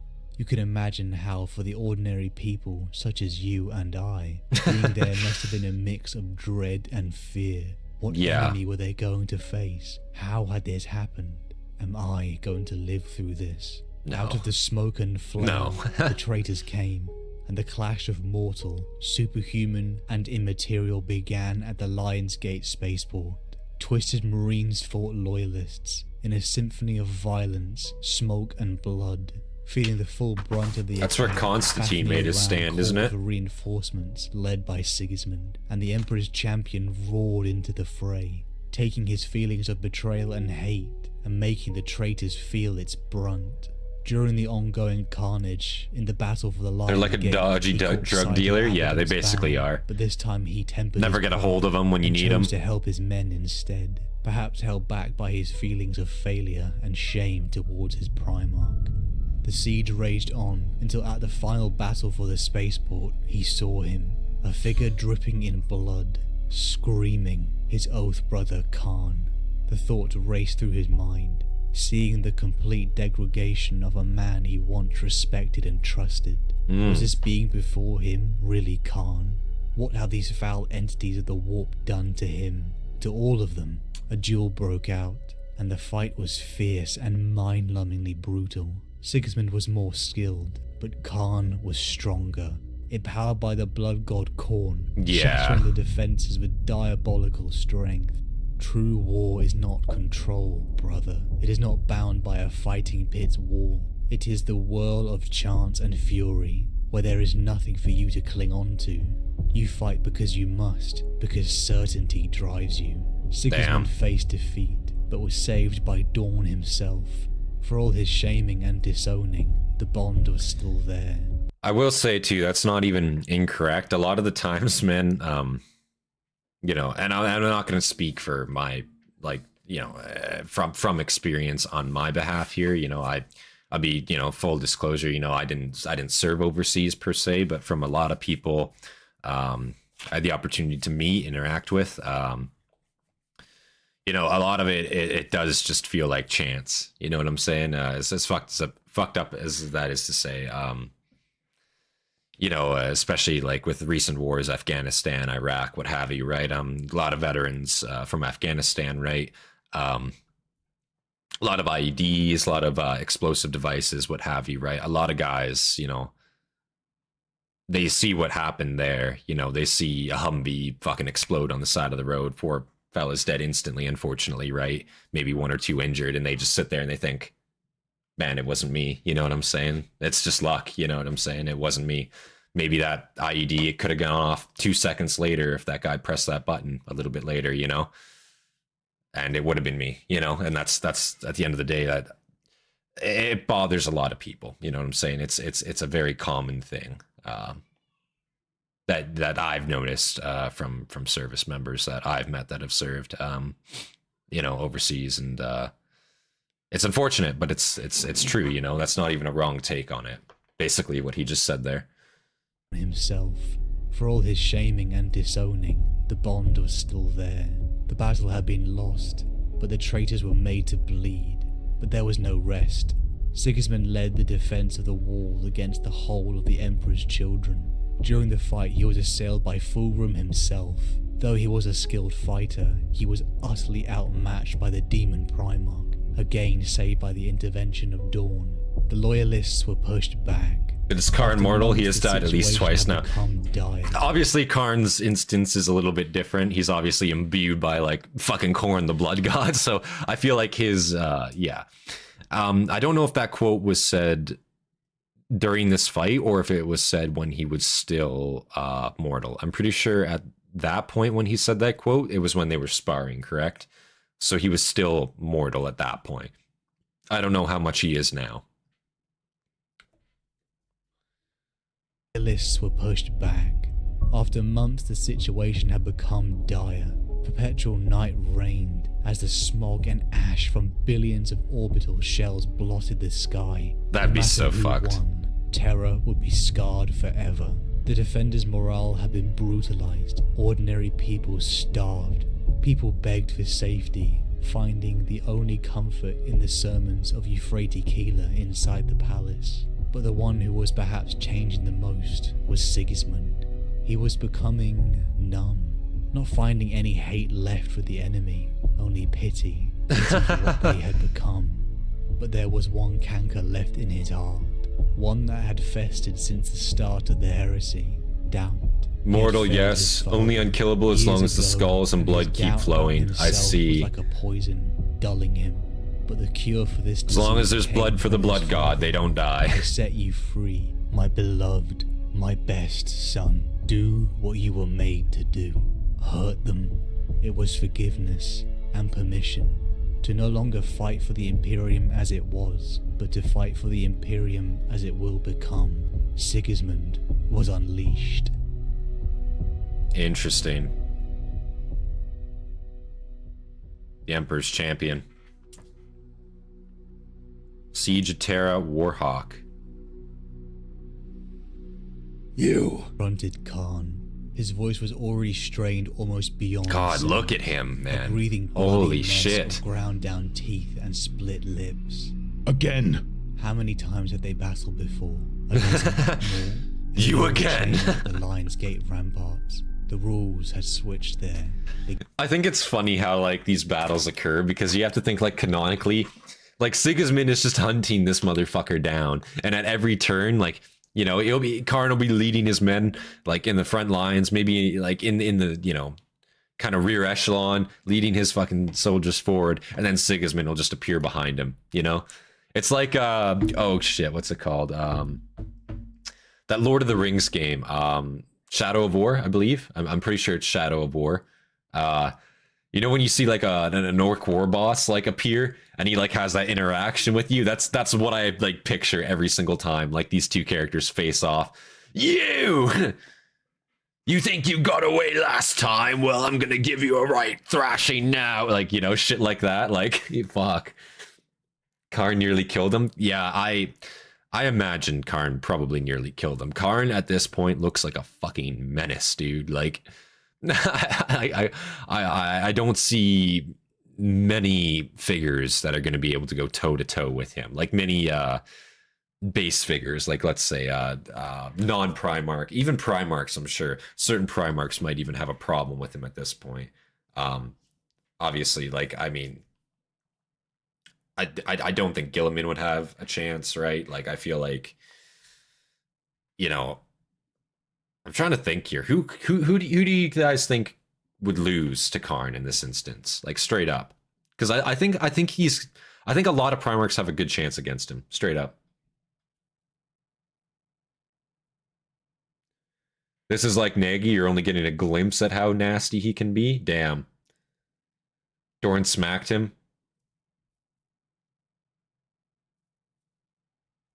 Sigismund is about to go Ultra Instinct. Holy shit. Primarchs are something else. That's what I thought, yeah. Karn versus Primarchs every time. Yeah, okay. That's fair, that's fair. Again, because he's not on that level, right? He's strong at this point. Like, he still very much is like... He's not like a demon per se, right? He's just a... like a converted Astartes still, very much at this point, right? Like that's how I should be thinking of him. I'm assuming it's not like he's not like a demon prince or nothing like that. Like obviously he's not to that level, but he is very much just changed to represent Khorne at this point. Mortal champion. Okay, I got you. He's above Astartes, but nowhere close to Primarch. Gotcha. Okay. Human, so he's got a mortal anchor still. I see. It had all changed at the Lion's Gate ramparts. Can't banish a mortal. That's true. That's smart. Sigismund had it allows him to still be there, yeah. In front of him, but had felt the infinite power that now coiled up under its skin. The raw witchery of it, bursting out of every wound. Strike this one, blood him, and more of that world of madness was revealed. So Sigismund said nothing. No words now, not for this monster. No remembrance of the way it had been between them. I no longer fight for the Imperium as it was. He turned, he slashed, he withdrew, he parried, he blocked, he pushed back, he crunched in hard. He let the blow pass him, automatic, faster and stronger, and he still had more. The emptiness within was almost complete. A total hollowness, erasure of brotherhood, of laughter or sport. So Sigismund is kind of just like an assassin at this point right now. Like he's going for specific targets. Choke it. Like he's got his mind on you, he's going for you kind of thing. Stamp him, burn him, punish him. I murdered you on those walls. Khan slurred. Clearly not. Taken you then. Why was he talking? Why was he trying to reach out now? Did he want to resume the debate they had started before his Primarch had intervened and ripped the conclusion away from the both? Too late. The arguments had all been made. That was the difference. Sigismund had nothing to contribute anymore, at least not in rhetoric. Swipe, slam, jab, crunch, crack, swing. In the past, he might have had some notion Neo of mode, attack, yeah. some idea of defense. Now the two Time is slowed for Sigismund. He's just fucking weaving, dude. Of his blade pass in front of his eyes, as if propelled by hands other than his own. He felt disassociated from it all, as if he were witnessing the contest from the outside. He began to sense that this was simply the beginning of a road, one devoid of anything other than the need to move along it. An empty road, featureless, stretching away forever. What has changed in you? Khan growled, slashing wildly. I'm just trying built to different. break through the impassive screen of attack defense, raging against it as if it were a physical wall. Are you dead already? Yes, maybe he was. Jubal had told him long ago that he needed to free himself of the chains to generate some kind of joy in what he did. And for a while, for a long while, he had tried to learn from that. But now he needed the chains. The chains bound him to this beautiful, horrific sword. The blade that helped him learn the truth. The weapon which suited him so perfectly, he might even begin to wonder if it had been made for him alone. He held ready, locked in some dark oubliette, for the day when hope was revealed as a chimera, and it was made clear that the road led nowhere, for it was only about the road, the path, the ritual. He Warhawk struck is a the great first book. blood blow, Sounds pretty severing good so Khan's far. armor and stripping out a long sliver of skin and muscle. The World Eater staggered back, his onslaught checked, briefly amazed. That was the moment, Sigismund thought. That was the point at which he might have said something to his old sparring partner. A morsel of comfort, a recognition that they had all been made into monsters by this war. Or he might have raged at him instead, spilling out the anger he had once held so close for so long, railing against the waste and murder their treachery had unleashed, recalling that they had once jointly wished to construct. It was the last temptation Sigismund ever had. His lips remained Argal is a goat. I fight for the Imperium as it will become.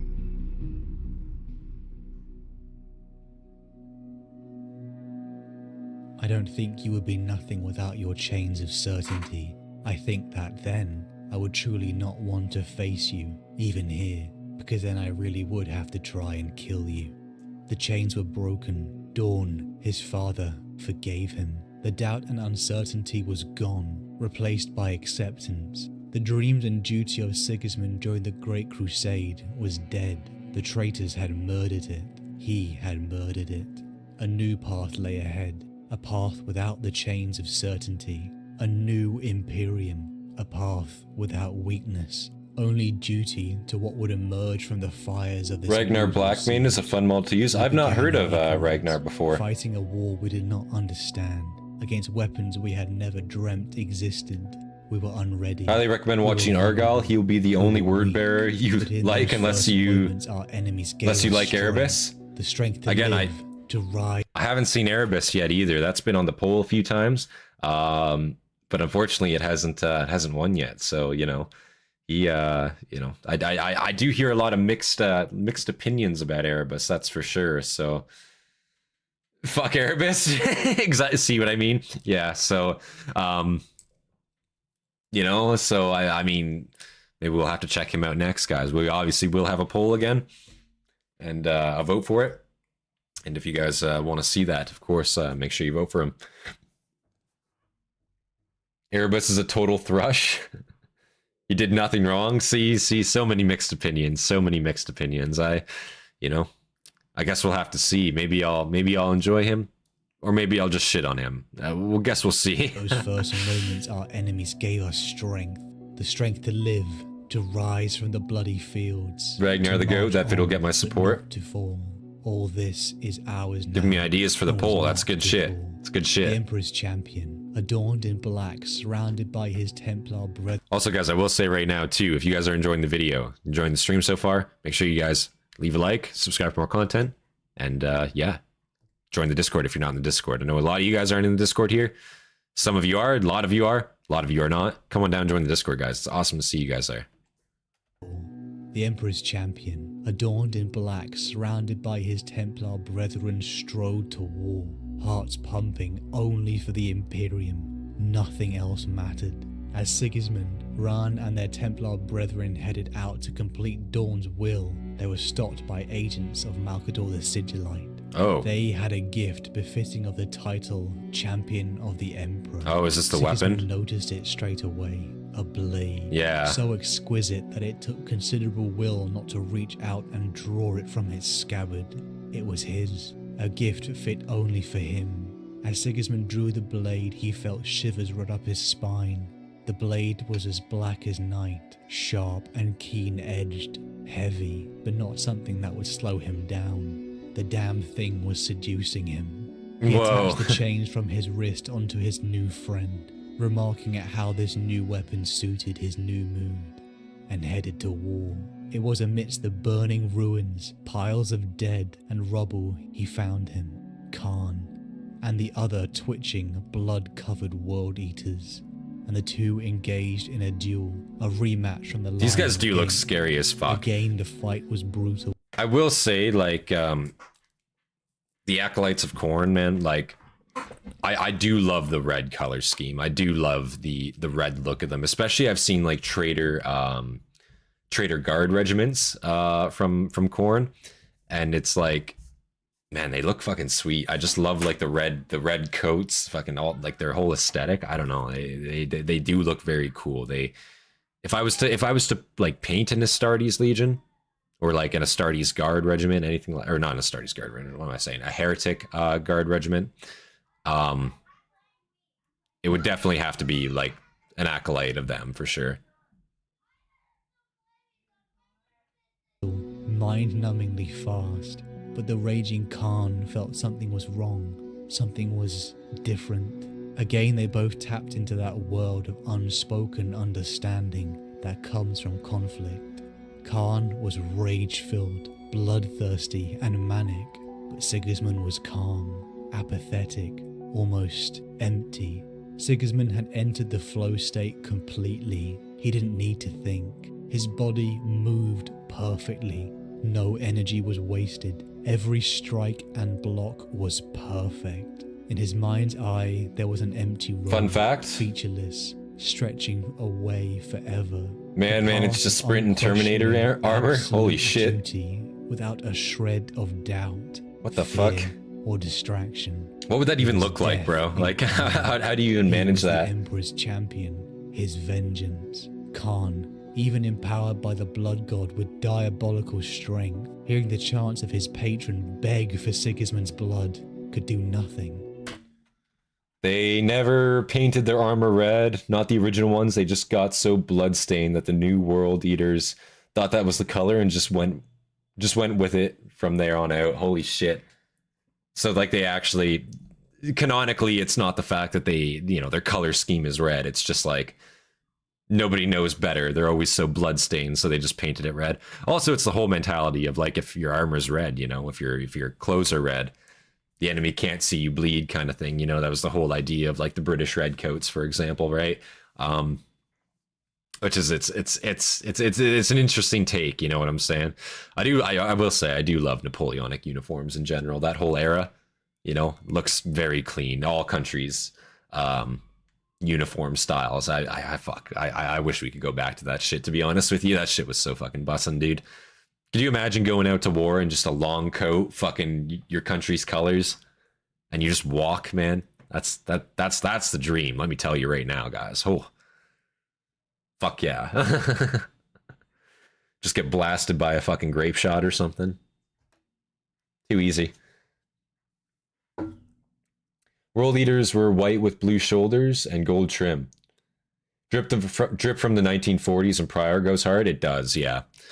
Also, like I will say too, like even 60s, 70s era, especially for like the US Army, for example. Even during the 60s, 70s, you guys had a lot of customization on a lot of your vehicles, you know, even soldiers' personal kit. You know, it wasn't condoned per se, but it was allowed. Nowadays, it's not allowed, obviously. But you know, like you used to see like, you know, the pinup girl paintings on like the airplanes and shit. Like that was a classic. Obviously, you used to see like the sayings on the helmet, pack of smokes in the helmet, all that type of shit. That you can't really do any of that anymore. Obviously, depends where you are. If you're on deployment or if you're out in the field doing whatever, fuck man, do what you want, really. You know, as long as there's not an officer around to see you, that's basically how it goes. You know, but you know, they do keep themselves a lot more to a standard nowadays. They don't really do a lot of customization on any of their vehicles, equipment, anything like that anymore. As the founding fathers intended, true that. NCR be doing all that? Yeah, they do. That's the cool thing, like the customization. I think especially for like pilots and shit and aircraft, like, you know, you're flying like a multi-million-dollar jet in the skies. Like, why can't you put a paint job on it? Let's be real here. Like from how it looks, from its identifying markers, you know what country it is, for Christ's sake. There's no confusion with an F-16, for example, versus like an Su-35. Like you can very clearly see one is Russian, one is American. Like there's, you know, maybe for like a civilian, you know, somebody who doesn't really know what military equipment looks like, maybe it's not obvious. But for a lot of, you know, people who are knowledgeable, on different countries' design choices, I guess, when it comes to their equipment, you can kind of look at something and be like, it's from that part of the world, for the most part. You know what I'm saying? Hearing the chants of his patron beg for Sigismund's blood could do nothing. He raged and screamed, giving everything he could, but he was outmatched utterly and completely. And so Sigismund killed him, plunging the black sword deep into his former. Return to the Flying Circus would go so hard. Yeah, man. His corpse fell to the ground. Flying Circus, but with modern day jets. In the fighting pits together. That'd be the shit. Fought side by side together, grew as people together, and as Sigismund looked down at his once friend's corpse, he felt nothing. The Black Templars. Oops.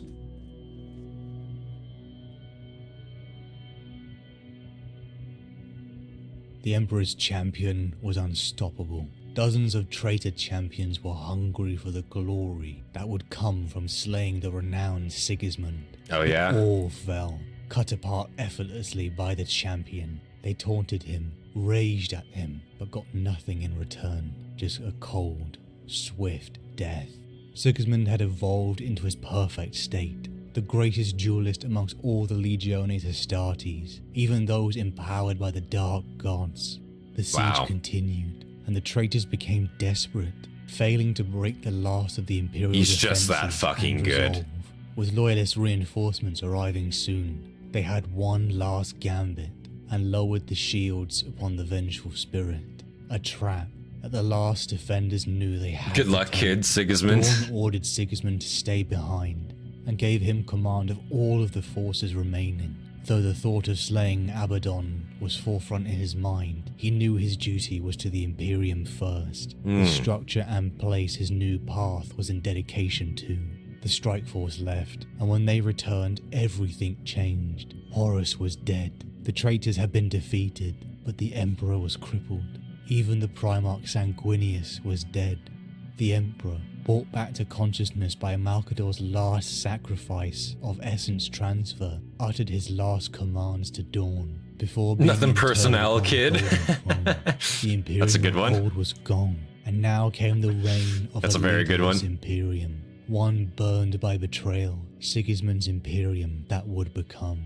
The journey to who he was now was a long and hard one. From the boy born on Terra to a crusading Imperium of man, raised upon the atheistic rationality of the Imperial truth, he was strong, and his endurance was so impeccable that he was worthy to join the ranks of the Emperor's elite, the Legiones Astartes. He endured excruciating pain, and had his body and mind augmented, emerging as the pragmatic, brash, and headstrong Hastati of the 7th Legion. He went to war, fighting in countless number of conflicts against horrifying Xenos species and human colonies. He took his prowess for melee combat into these harsh war zones and took the skill to almost impossible heights, dueling untold numbers of creatures and warriors. Duty roared in his blood, a roaring fire for the Imperium that made him stand out and rise through the ranks. He became close to his Primarch, learning and growing from his teachings, seeing his legion as the creators of the foundation. I just realized that Fear is going to be in for a weird welcoming when he sees the Principe chat with no context. So true. That's actually so facts, Dagenhart. Something Khan helped alleviate by sharing. He's going to be like, what the fuck? Binding their weapons with chains. A symbolic chain of Sigismund. Welcome to the club, kid. Being attached to his sword, his weapon of duty. What the fuck When is the in there? fires of heresy Oh man. erupted, he was shaken. He let his fears win over. Don't worry about it, and he Fear. gave in to superstition. He was You'll get there disowned one by day. his You'll father, get there one day. Shattered internally. An anchor of doubt weighed on his heart for 7 years. And then the war came to Terra itself. The siege changed him on a completely fundamental level. His once roaring fire of hate and doubt in his heart was lifted when Dorn forgave him. He set him free. The fire became an emotionless ember. The hate and doubt was gone. He became death incarnate. The greatest duelist, the Emperor's champion, clad in black, bringing judgment and death to all betrayers at the tip of a void black sword. What's the name of the sword? Is there a specific name for this Legacy. weapon that he What has? remains after our bones are dust is the actions we take in life. Drugs The might be emotions, better. the Maybe. ideas we believed in, passed on to those in the next generation and the ones to come. What do you think will remain after you are gone? What emotions or ideas will you leave behind? After 10,000 years, the legacy of Sigismund remains, a legend of a mythical age, a figure of worship in an Imperium vastly different from the one he knew. His legacy, his torch is carried by some of the modern Imperium's deadliest and most zealous defenders, the Black Templars. Following the Siege of Terra, the legions were broken apart, with the Codex Astartes, ensuring that no individual could threaten the Imperium like Horus had. The Legiones Astartes survivors were divided into 1,000 warrior chapters, each led Believe by it's a just called the great Black Crusade Blade? veteran. It was Sigismund who became the first Emperor's chapter sword? master, the first High Marshal of the Black Templars, drawn from the elite Templar brethren of the Imperial Fists, clad in black like the Emperor's champion. They were warriors who shared the attitude of Sigismund, using him as a template for their new mindset, a path of unquestioning loyalty to the Emperor and the Imperium. Sigismund's hate had been turned into an unempathetic ember. He was going to kill them all, those who had betrayed them.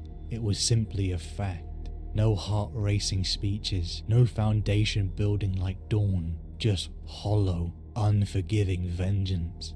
The Black Templar chapter took no homeworld. Instead, they created a fleet, mobile fortresses, as Sigismund declared the beginning of the longest-running crusade in human history. He passed on to them The his one that will wisdom never of end. martial combat. He taught them to chain their weapons to their wrist. The once representation of his fear turned into a path that led to combat perfection. He taught them to despise the Immaterium and the powers of the war. As millennia passed, the Imperium changed, and the chapter with it. The Emperor became a god. A sanctified religion dominates the hearts and minds I of the guarantee common you won't people. expect it. And for the Imperium's most zealous defenders, they adopted this belief too, perhaps a consequence of Sigismund's superstitious nature following the siege. Sigismund's path of unquestioning loyalty had been transformed into zealotry. No pity, no remorse, no fear. Burn the Interesting. witch, burn the mutant, burn the heretic. But the I will say it's very interesting how his like untold devotion to the Emperor is what in like that's what like converted into like diehard faith for the Black Templars. That's what they like took that as, you know, rather than like, you know, just merely be loyal to the Imperium as every other legion, loyalist legion, or I should say chapter is at this point. They went a step above it because of just how loyal Sigismund was, just how much he wanted to prove his devotion, right? Knock, knock, motherfucker. Did he actually turn to the church? Did he straight up? Did he actually go, like, to the ecclesiarchy? Wow, okay. Fear, burn the witch, burn the mutant, burn the heretic. But this repulsion for deviance and religious... Was it the Inquisition or the ecclesiarchy? What the chapter has retained of Sigismund's essence. The What would they be closer to, I guess? Imperium's bravest warriors, filled with legends such as High Marshal Helbrecht and Reclusiarch Grimaldus, Astartes who give everything to defeat the enemies of the Imperium. Sigismund created and fostered an They just name-dropped their boy. chapter and set them down the path he created in the fires of the siege. A path that ended like all He was those one who of, if not the adepts first, Astartes. faithful Astartes. I got you. Sigismund, following the Siege of Terra and formation of his chapter, joined in the purge of the remaining traitors in the Scouring, launching his crusade of vengeance to the stars. Giga Chad Grimaldus mentioned? Yeah, man. For centuries this continued. Praise his A name. path What a that fucking started in Chad. Terra became a true path of unending war. Warzone after warzone, duel after duel, Sigismund continued, the years adding up. His body, over 8 centuries, became ravaged by war. Goddamn. Scarred, slowing him down to the level of his contemporaries. But something broke the monotonous cycle. The return of Abaddon in the First Black Crusade. Sigismund and his Black Templars confronted the new War Master of Chaos. Meeting aboard Sigismund's flagship, they squared up. Abaddon pleaded for him to open his eyes. He tried to justify his choices. He kept speaking, but Sigismund wasn't listening. He was the hollow Emperor's champion. Only unquestioning duty remained. The legends of that mythical age drew their swords. The ecclesiarchy didn't exist then, it was just a belief?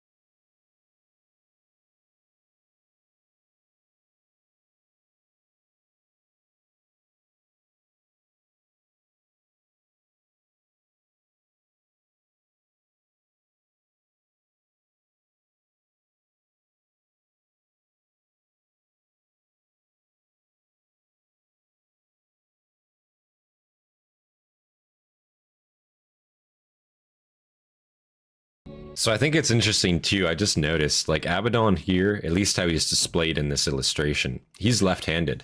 Is that correct? Is he?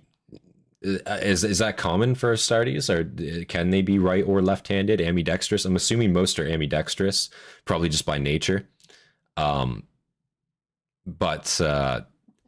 if I had to assume, right, you wouldn't be wielding a sword with your non-dominant hand. So this is in his left hand.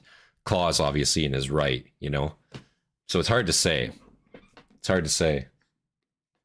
They're ambidextrous by design. Okay, I kind of assumed that. I just wanted to make sure.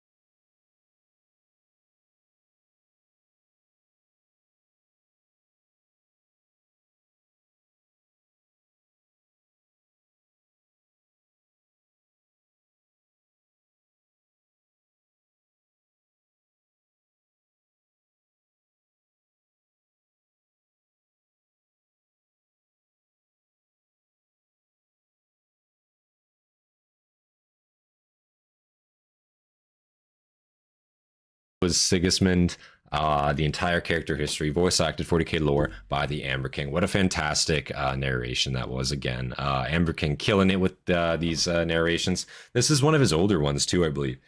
Yeah, 3 years old. One of his older ones, and I thought it was great. Like, I know a lot of his older ones, they seem to omit some facts or something like that. You know, they seem to omit or maybe not go into as much detail as his newer ones do. But this, for an hour and 6 minutes long, man, I thought it was pretty good. I thought it was pretty well thought out. Kind of covered all the bases from start to finish, how he came to and his eventual end. And man, I really thought this was awesome. I'm not gonna lie. And Sigismund is obviously a Chad. You know me. I love the Black Templars. If you guys have been watching the channel for any length of time, you know me. I love the fucking Black Templars. I've been a fanboy ever since Hell's Reach. Hard not to be. Hell's Reach is a fantastic production. It was also one of the first bigger productions we looked at on the channel, so it does have it has a soft spot in my heart. I will say I do have a soft spot in my heart for the Black Templars.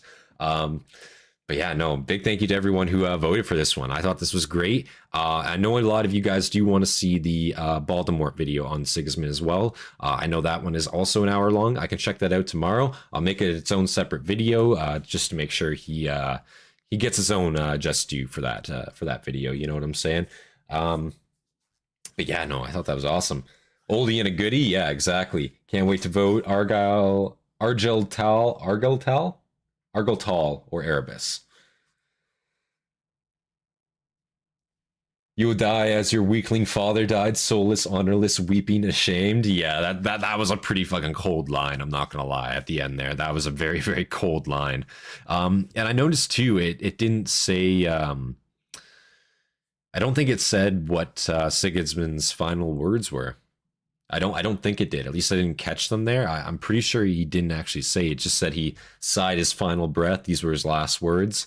But it didn't say what those words were, I don't think. History of the Old War by Only War is a stream. Maybe someday, Battle Chicken. Maybe someday. Please do check out that Siggy vid. Yeah, for sure, for sure. Again, I had a lot of you guys. It was pretty much split. To my knowledge, about 50-50. Whether you guys wanted me to check out the Amber King or Voldemort's video on Sigismund. I didn't really have a way to poll that, so maybe I should have ran another poll just to see. But I do plan on checking out both of them. Obviously we usually check out Amber King videos on Saturdays, just because I like his content. I think he makes great content, and you know I really do enjoy his streams on Saturdays. So I will check out that Baltimore video as a video, probably not a stream, but I could even do it as a premiere if you guys were interested in that. We could do a premiere, and then it would kind of be like a stream. I would just be in chat, kind of thing. Not able to react to you guys live, unfortunately, but you know, I'd be in chat with you guys, still able to interact with you guys. So maybe we'll do it as a premiere. I didn't vote because I like both. That's fine. That's fine. I mean, yeah, again, they're both very talented creators in their own right. So I feel like one or the other, you know what I'm saying? You know, you can't go wrong with either is in my mind. I don't think so. You know, I wanted to stick with Amber King on Saturdays for the most part. You know, obviously we will do sometimes we will do a video after the fact if it relates, or if it's you know, in the time frame kind of thing. But you know, I do like keeping Saturdays for the Amber King, is what I will say. So if you guys enjoyed this, make sure you leave a like, subscribe for more content from me, and leave your recommendations down in the comments below. Come on down, join our Discord if you are not. We have quite a few new Hastati members here on the stream, so yeah, if you guys want to claim your Hastati status over on the Discord, you can do so, of course. And yeah, big thank you to Hobbit for those memberships. We should all praise Hobbit for that. I appreciate you, sir, as always. And yeah, big shout out to all of our members, all of our Hastati and our Principe Dagenhart. I appreciate you, sir. You guys inspire me to make more content for you guys every single day, and I know I've been slowing down on the content on the channel lately. That is not really by choice. Again, it's just with monetization. It takes a little bit longer to upload some certain videos, and again, I have those projects on the side, which I'm also doing. So the workload is increased. I will be honest, the workload is increased, but it's good. I like it. You know what I'm saying? It keeps me on my toes, keeps me moving. You know, and it's always a way to expand the channel even more. You know, I look forward to it. You know, this channel, again, we've gotten to 1,000 subscribers, over 1,000 subscribers now, and well, I guess less than 5 months, 4 months, just about. So I couldn't be happier with the progress that we've been seeing. So it means a lot to me, guys. It truly does. But yeah, you guys all have yourselves a great rest of your night. We will probably be streaming some games later tonight. I'm not too certain on what yet. Maybe some schedule one. We'll see. I'll talk to Wet Tent here. I think he's around, so we'll see what we're feeling, and we'll go from there. And after that, perhaps maybe we'll do some single player games. Maybe some more Darkest Dungeon later tonight too. I know he's not going to be on all night, so after he gets off, maybe we transition over to some Darkest Dungeon, pump some more of that out, because you know, it's not going to finish itself, and I haven't beat the game yet, and I got to finish that off. So yes, guys, thank you all for tuning in. I appreciate you all. Make sure you leave a like. Go check out the Amber King's Sigismund video. There should be a link in the description for you guys, and leave a like on his video as well if you have not already done so. And yeah, I appreciate you guys. Thank you so much. I will smite the bloodsuckers. I have 2 people infected with the plague now, and I don't know what that fucking means for me. I do not know what that means for me. So I'm scared, man. I'm scared. But yeah, we'll see. We'll see what happens. Yeah, guys, thank you all for tuning in. I appreciate you guys, and I'll see you guys in the next one. Peace, guys.